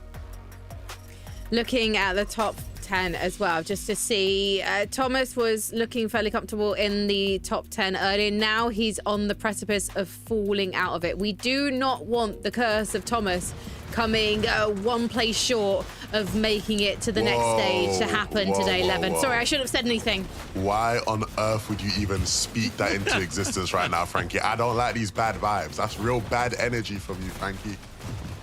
I'm sorry, we've just got so many Danish players already qualified, okay?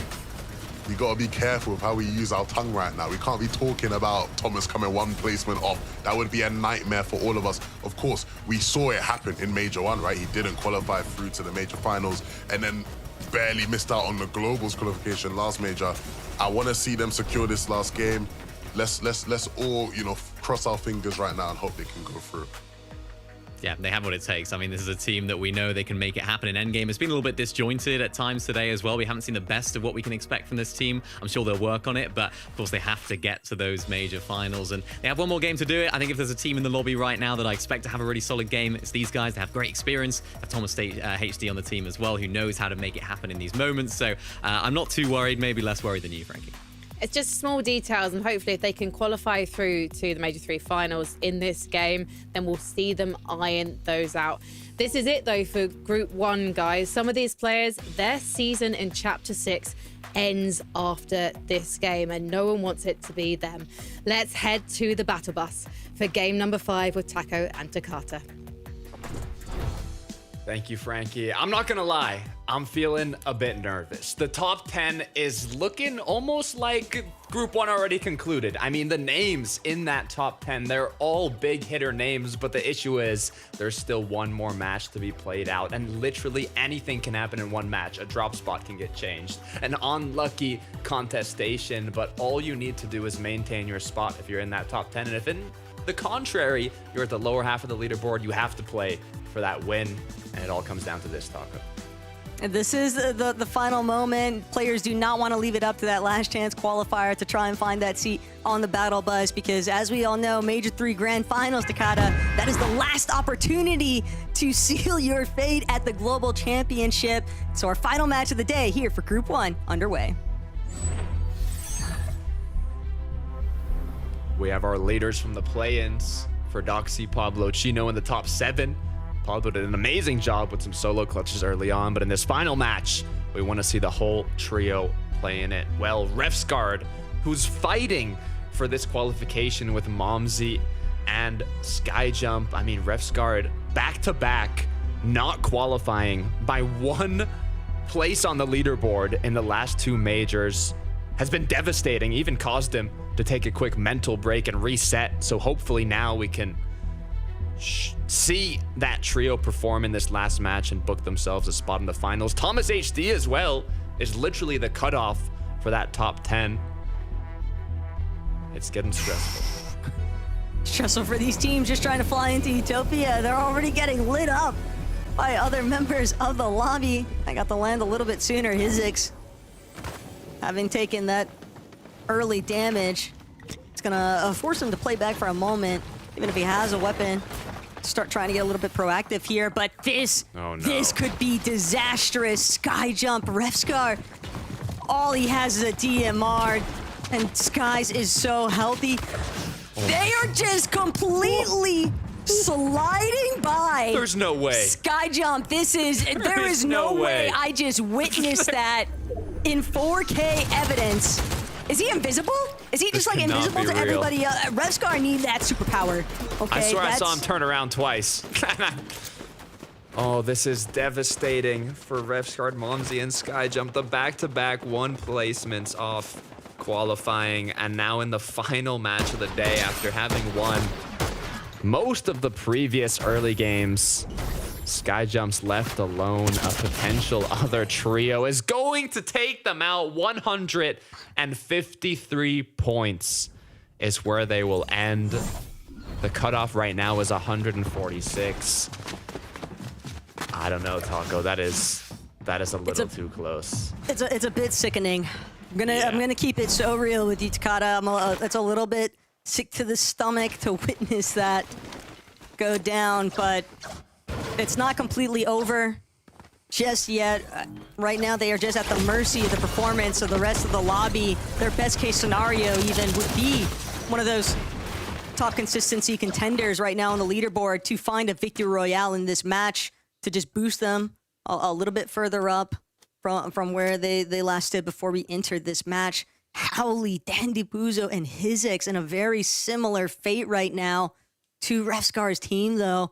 These leading members of the leaderboard just having these early spills.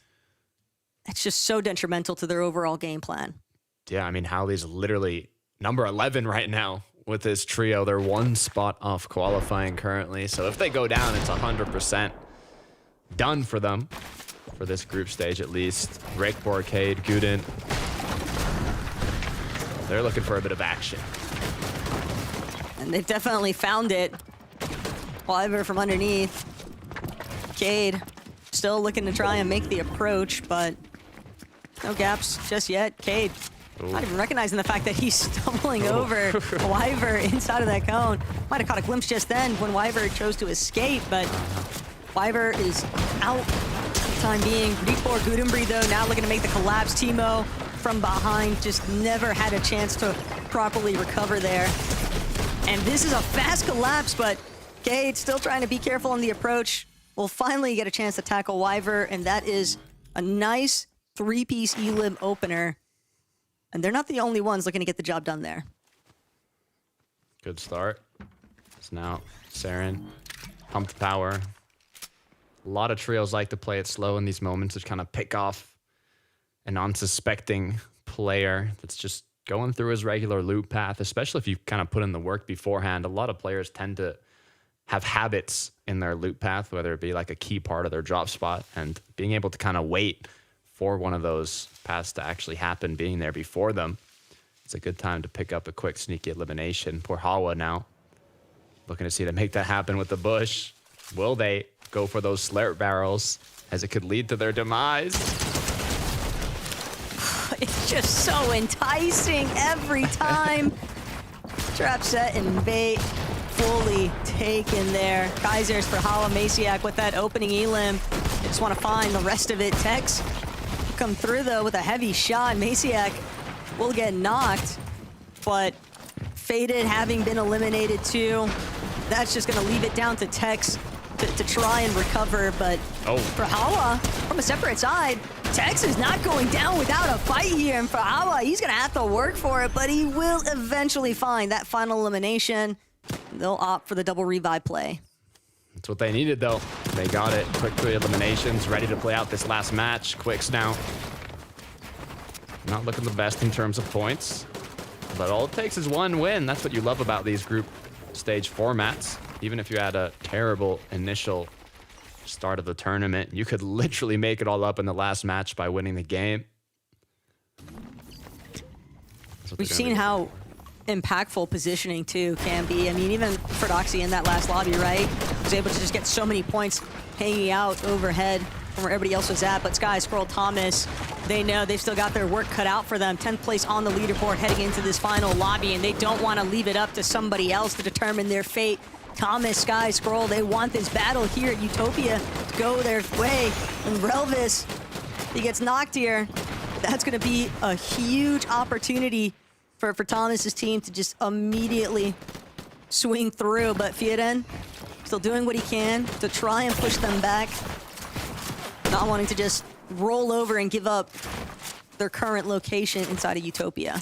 That's what I love about experienced trios like Thomas, Sky, and Skrill is even if they're literally the cutoff of qualifying, and if they go down early, they wouldn't qualify, they're still not scared to look for those fights early on, and you know, those key aspects of being able to kind of withstand the early game. They'll look for that damage, they'll look for those eliminations, even if it causes a bit of risk. They're just so confident in each other. Might also just be a little bit of PTSD there for Thomas too, the amount of times that he's been 1 point off of something. So every point he would know better than anyone in this lobby matters, especially most in these final moments here. But Fordoxy, Chino, Pablo Wingu, they had the big performance that everybody had been anticipating. Better late than never, after all, but ideally, they cement their spot on the battle bus with this final lobby.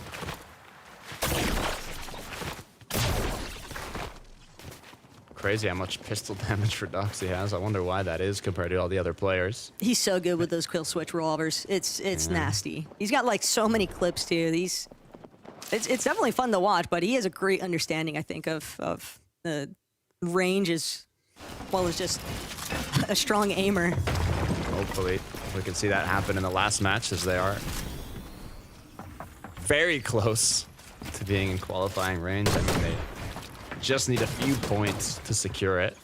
Shark, Blaha, and Comeback, on the other hand, need a bit more to be happy with it, so making it to late game is a must for this trio. This is a pretty crazy look by Pump Power, though, and this is also just the direct result of Wheaton, Afrizia, and Sened qualling from their win in the last lobby. So many other teams now looking to see if they can repeat that success from this location, but we've been rolling around looking for those third parties, and Shark had no chance to try and close that wall off. Now it's down to Comeback and Blaha, but they don't want to fight. You lose your primary fragger, you immediately try to disengage. Blaha might not be able to follow suit, though. Owl just trying to cut him off in the process, and Blaha will be forced to box. Take a moment here. Snozy low enough, though, that Blaha will manage to at least create a little bit of space here, but look who's rolling up to this area now. Pablo Wingu and Fordoxy's team. Blaha and Comic won't have any other choice but to bail as deep into zone or storm as they can.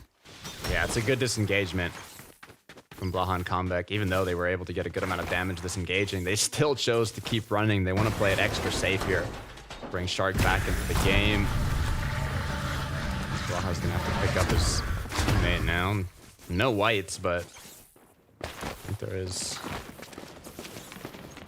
a vending here, so yeah, they will be able to hopefully heal up a little bit, not get a med kit.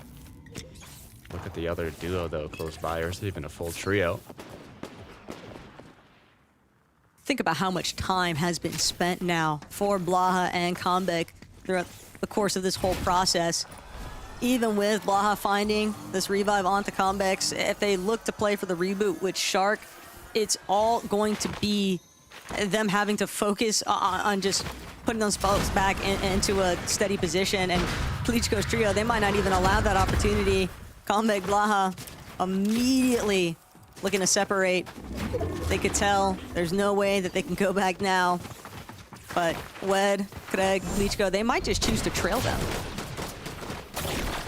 Stop the play. We can see how they were able to kickstart this with the quick E-limp as Rax, Belusi, and Zangi don't want to take any risks at 135 points currently. It's difficult when you're in that position when you're like barely outside of qualifying range and you know all you have to do is make it to the late game and pick up a few eliminations. Oof. So much potential for danger in this last zone with where it's pulling towards. Easily, but Rax, Belisi, and Zangi seem like they've got some kind of plan figured out here. They're just going to choose to wrap all the way around Outlaw Oasis, kind of using this natural mountain coverage. Makes sense. Don't want to get lit up by teams that are already in those elevated positions inside of the actual zone. Kaiser's, Perhala, and Maciak, though. They got scrappy earlier on. Even with those 3 eliminations, they still find themselves kind of getting stuck in some of these long-range battles. But it's all for a good cause. They want to prevent anybody else from kind of challenging their elevated position.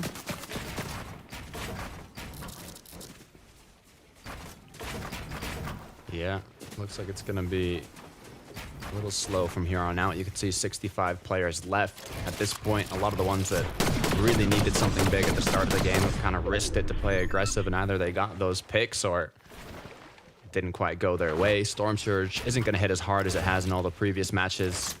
And players like Thomas, Sky, and Scroll that are literally the cutoff of qualifying have their eyes on the later half of this match. And with having qualified for 23 out of 26 FNCS finals, Thomas HD not only qualifying, but being what we say the most successful player to have yet not won an FNCS. Seeing him not qualify today would be devastating. Levin said it, don't even think about that possibility yet. Let's see how this game plays out. As for Doxy, Chino, and Pablo are finding a way to put themselves back in. For Chino and Pablo, already know that sure we can try to run this one down, but it's also registered for them that a siphon could be a great way. They have med miss to play with, though, so they're not really pressed for time here by any means. They're just kind of trying to keep track of that team on the low ground. But what I really wanted to revisit here, Takata, is that we have teams that are obviously outside. Dan DiPuzzo knocked yet again. Howley cannot catch a break. Hizix, Dan DiPuzzo, and Howley have definitely been getting active, though. 3 elims there for Dan DiPuzzo. The fact that they were even brought back in, they have been clawing their way through the dirt here. Shark and Blaha hoping that they can play off of this reboot, but this might be a devastating result here. Once that double revive comes through, Hizix, Dan DiPuzzo, Howley, they're on the move. They've got the audio cue. No, it's been confirmed, but now Shark, he's gonna get picked apart here. Combeck barely gets the chance to land, and it's no good. Only Blaha left standing here. Howley still leading the charge. Doesn't even care that he's nearly lost every single bit of his shield. He knows he's got the numbers advantage here, but Dan DiPuzzo, Howley, they need to find this final elimination. They're gonna play spoiler here for Blaha if they do, but this could be the moment to determine how the rest of this match goes, how the leaderboard shapes up for them too. Blaha gonna dash in. Bigger shot onto Howley, but he can't finish. And Howley holds his own. This is everything you could have possibly asked for if you were in Dan DiPuzzo's position, but you have to feel for Shark, Blaha, and Combeck. Needed a big pump. I think he was, what, 5, 7, maybe 10 damage away from getting the knock, and if he had that, it would have been a high potential to clutch it out, but nice attempt overall as we switch over to Chino, Prodoxy, and Pablo, who are also trying to play for the qualification here. It's difficult to know what the cutoff is going to be. It literally could be 168, it could be 200, could be 210. It really depends on who performs in this last match, who qualifies through that victory royale, but what you have to have on your mind is just perform the best you possibly can, and whatever happens, happens. But for these teams that are kind of two things, Takata, like the teams that are just outside of that top 5 consistency on the leaderboard, and then also the teams that know they have 0 chance of getting into that position on the leaderboard. They've got to just play for the win. What do you think would be the biggest determining factor, just from what we've seen here today, for one of those teams to try and get that final hour victory royale?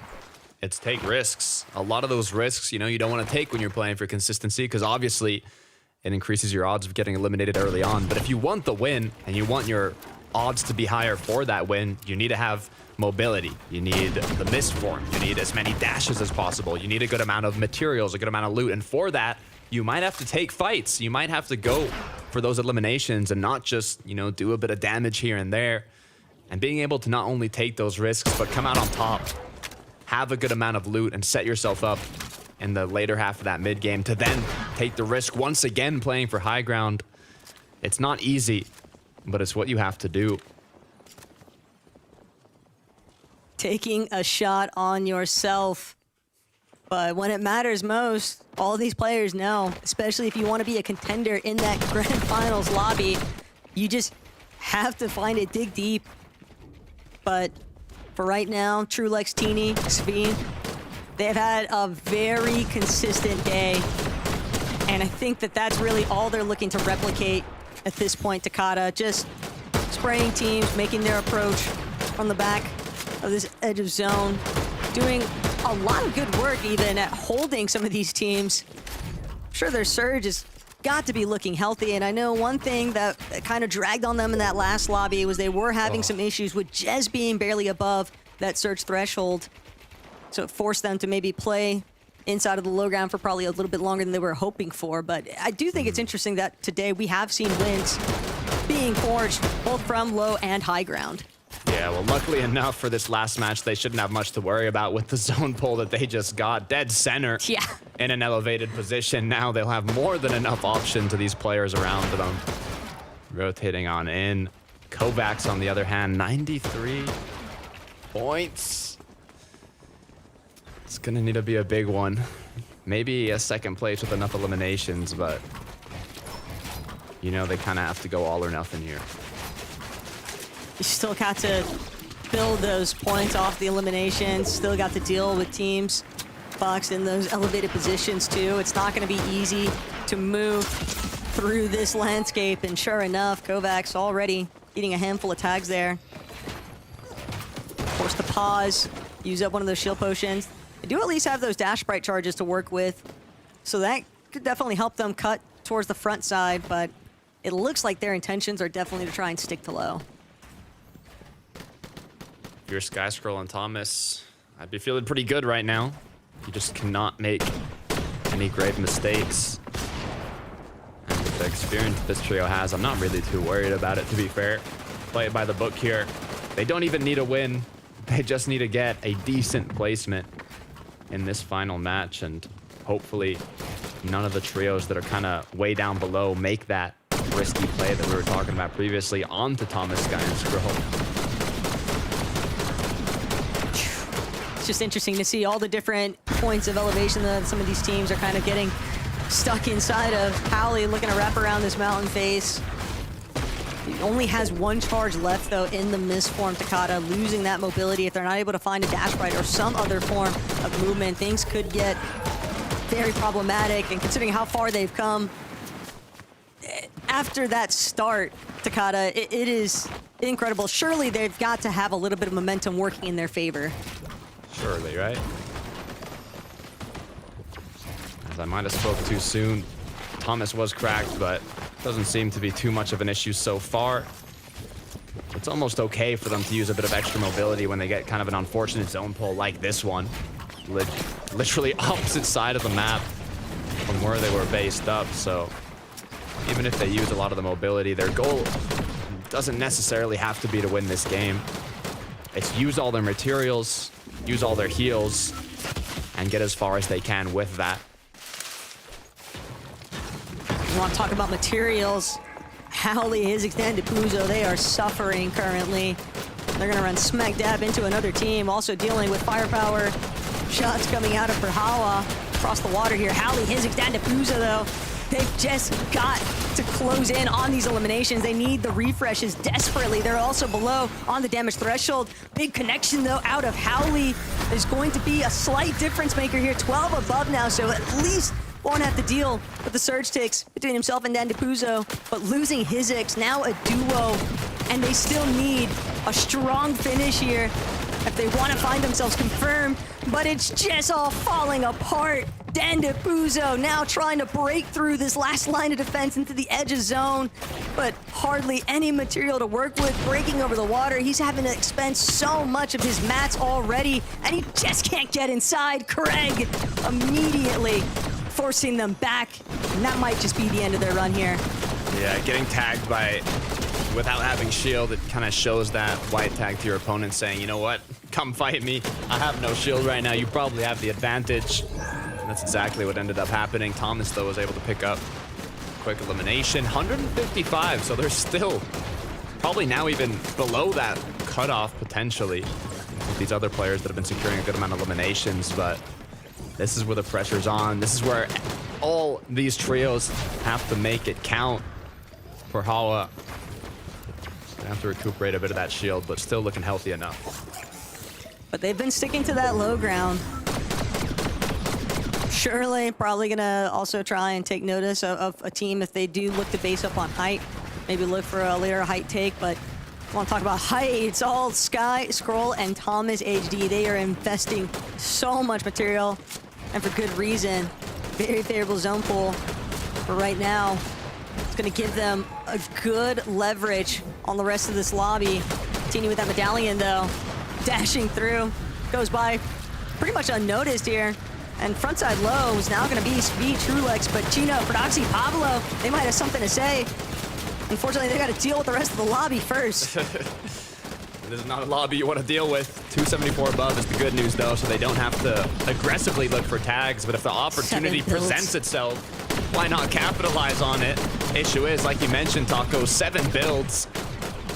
Depending on where this zone pulls, they might have to kind of make that risky play, but this is not a position where you want to take risks. Getting ahead quickly here and having your opponents rotate towards you would be ideal. They're at least getting some good tags. They can tell that there's definitely some issues brewing for those teams a little bit further east from where they were at, but Sky, Scroll, Thomas stuck inside secondary height for right now. Certainly seeming to have intentions to go back to their height control, but until then, Mithrofan, Chuck, Azat, they'll be the ones looking to spray down. And Pablo Chino still inside of the low, but under so much rest. Hottie just runs smack dab into Pablo Wingo's shotgun, though. That is a big pickup here for Prodoxy and Chino. The refresh they all needed. Massive pump, putting them back in the game now. Able to recuperate those dashes, able to heal themselves back up. All they have to do is continue playing ahead. 189 points. Where will the cutoff end? Is now up above. High ground continuing to be uncontested. Kaiser's doing what he can to push themselves up that leaderboard. 177 might not be enough. They still have to get the job done. It might boil down to a difference of elimination points here. Sky, Scroll, Thomas, all they want is the front side. And they'll deal with the rest after the fact. But Sky continuing to tarp out a little bit here. Teeny, Speed, Trulex, they've definitely been focused. And Teeny is just going to sit inside, wait for his teammates to provide opportunity to break out. Azan and Chuck now, though, just looking for a double revive. It's late, but they're going to get away with it because nobody else is up here on height to do anything about it. This is actually huge for them. They need the win if they want to end up qualifying, and they're getting closer and closer. The issue is now is going to be the time where these trios that are second height start to kind of look up and say, is there a possible retake in our grasp? As Pablo, Fred, and Chino trying to get into the 200-point range. They're gonna use the bird to get up ahead, but the issue is so many players are out of match, so many players are falling down low, but Pablo, he does not care. He picks up another huge elimination coming through as they continue to power on through. Thomas just got the rank up, but it doesn't matter. We'll have to wait and see whether or not they were able to clutch up enough points to keep themselves inside the consistency, but Pablo, Prodoxy, Chino, they're just breaking through these low ground pre-existing builds. Gonna shift up one layer, and now Prodoxy, Chino, and Pablo, they're looking to pick apart some of this mid-section. Teeny's feet and Trulex, though, happily still in control of front side. They're gonna tank a little bit of the Storm Ticks even just to make sure that they have the optimal positioning. And Pablo has a solo from behind. Sees Zangi, can't spot out Sure, running around is just vision so limited inside of that med mist, and all of these players way more fixated on just getting into zone. Pablo, the MVP of the trio today. He's clutched out so many points as a solo, and now in the final match, looking to do it once again. Show us why you deserve this qualification. ends up going down. They got more than 200 points as Giras, Dynus, and Frantic, they took height. Hawa wasn't able to stick it out on the low ground. Sangilde, Loki, and QB inside the secondary height now. This could be a real shining opportunity here, but they are low on material. They have to hope that the lobby continues to thin itself out, but with Franek and Dinas up above, it's going to be very difficult for these teams on low if they don't have builds to work with. Team on height could just completely take advantage of it, but Sangilde, Loki, QB, they're trying to get involved. It's Trulex just in front on the low, and they can't get through the builds. They're forced to use the misform early, and that's gonna leave them so exposed to Teeny coming through with big pump shots. Full healthy trio down below. Sangilde goes down. Looks like it's gonna be a 3 versus 3 height versus low. As Frenek, Giras, and Dynus, they go down. Dynus with a big elimination now. All that's left is the full trio. Teeny gets cracked. One more shot needed to connect. Don't miss, he gets it now. The 2 versus 1. The mist form being used. The escape route coming through, trying to block the siphon from Skivi. He does not want to let him get more HP, and that might be all that it takes to take this home as Trulex is left in the heal off, uses that mist form to not take storm damage, and now with a double chug, it's a heal game for this last match of Group 1. But what does Giras have to work with? He's still got that med kit. 40 left in the chug jug. Misform still able to be used too. Trulex, he's running out of time and he knows it. Giras and Trulex popping these chug jugs at basically the exact same moment, but it's Giras who's running out of HP first. Trulex's Misform getting that refresh back online, and he's able to close it out. But Takada, I'm thinking about the implications right now for the leaderboard, because we saw so many of our teams just on the cusp, and with a team that was already leading in consistency, now finding a victory royale in our final lobby, that might just save a couple others down below. I'm getting nervous. Taco. Look, the first and second place trio, Giras's trio, Teeny's trio, they were already in the top of the standings in terms of consistency. So they showed why that was with how consistent they just played in this last match. But I'm thinking in the back of my head, did Thomas make it? Did all these players, did Fredoxy make it? Did these players that were on that borderline make it? We'll focus on Trulex, ended up clutching it up. Mist form put into play, doing a perfect example of how you want to play heal off in this current meta, making use of not only the heals, but also that invincibility from the mist form. But I know everybody watching wants to know what happened, who qualified through consistency.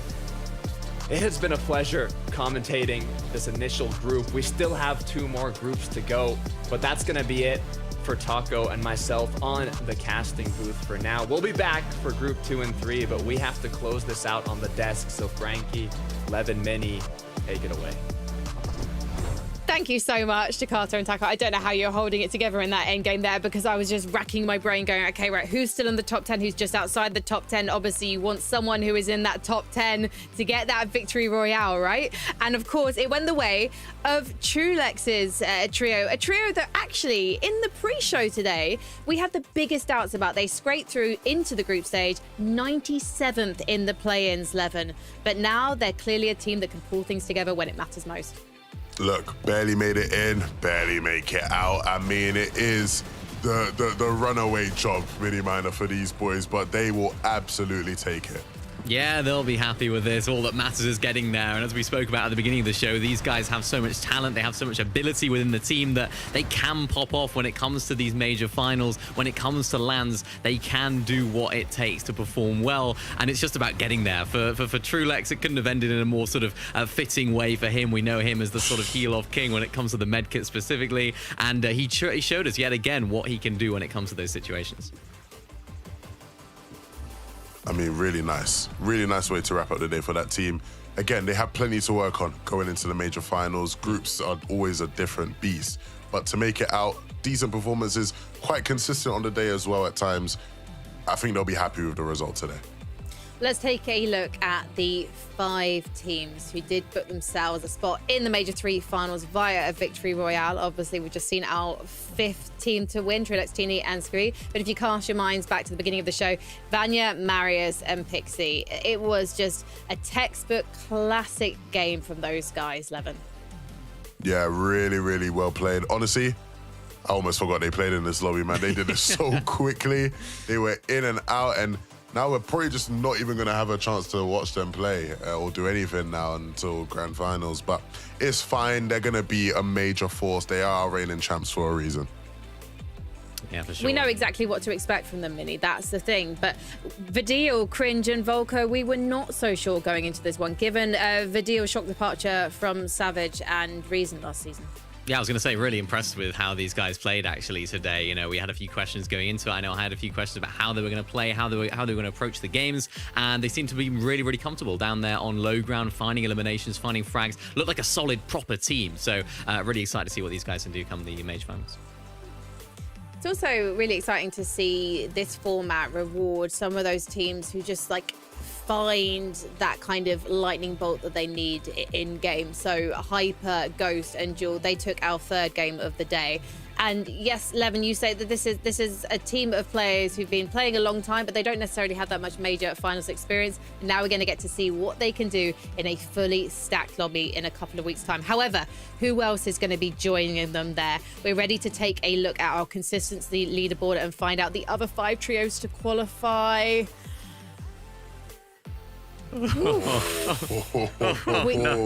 Doxy, Pablo, and Go and Tino, they just managed to pull things off in the end because it actually looked kind of tough for them. Gyrus, Frenek, Dinas, we're expecting that consistency. But if you cast your eyes down to the 5th place, Loki, Sangild, and Raw just about managed to clutch it mini minor, and it means that there are some big names missing out. Yeah, there's one big name missing out. It's Thomas HC, man. It's Thomas HC not quite making it happen. I mean, you look at a leaderboard like that, and you usually look at the top. You're like, oh, who's down the... I was looking right at the bottom. I was looking at that 5th place spot. Was it going to contain Thomas, Sky, and Scroll?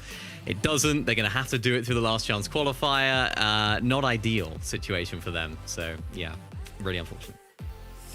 Levin, you can take a look at their games, though. You can see what they need to work on, and there is the last chance qualifier coming up in a couple of weeks. So that's something we fully expect them to do well in, although there are going to definitely be some big names that they're up against for those last 3 spots. Yeah, I mean, this team is more than good enough to be in the major finals. You know, it's a tough situation for them. They absolutely should be there. Bit unlucky on the day, and then you know it happens. But I have no doubts there'll be a team that really pushes in that last chance qualifier. It's just really unfortunate that it's 11th.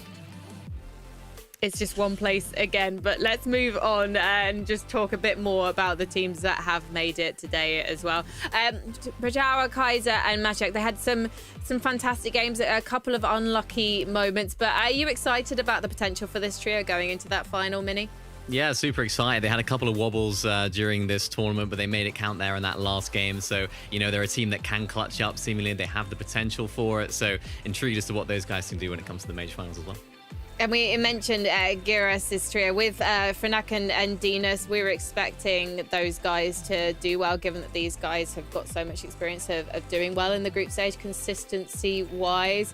Are they a trio, though, that you can see wielding the blade of champions at the end of Major 311?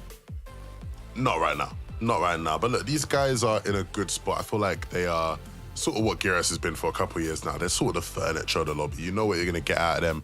They're a top team who will make it to major finals consistently. It's just about, you know, the right things working themselves out in a season and maybe give them that push to qualify for the global championships. I think that's the goal for them.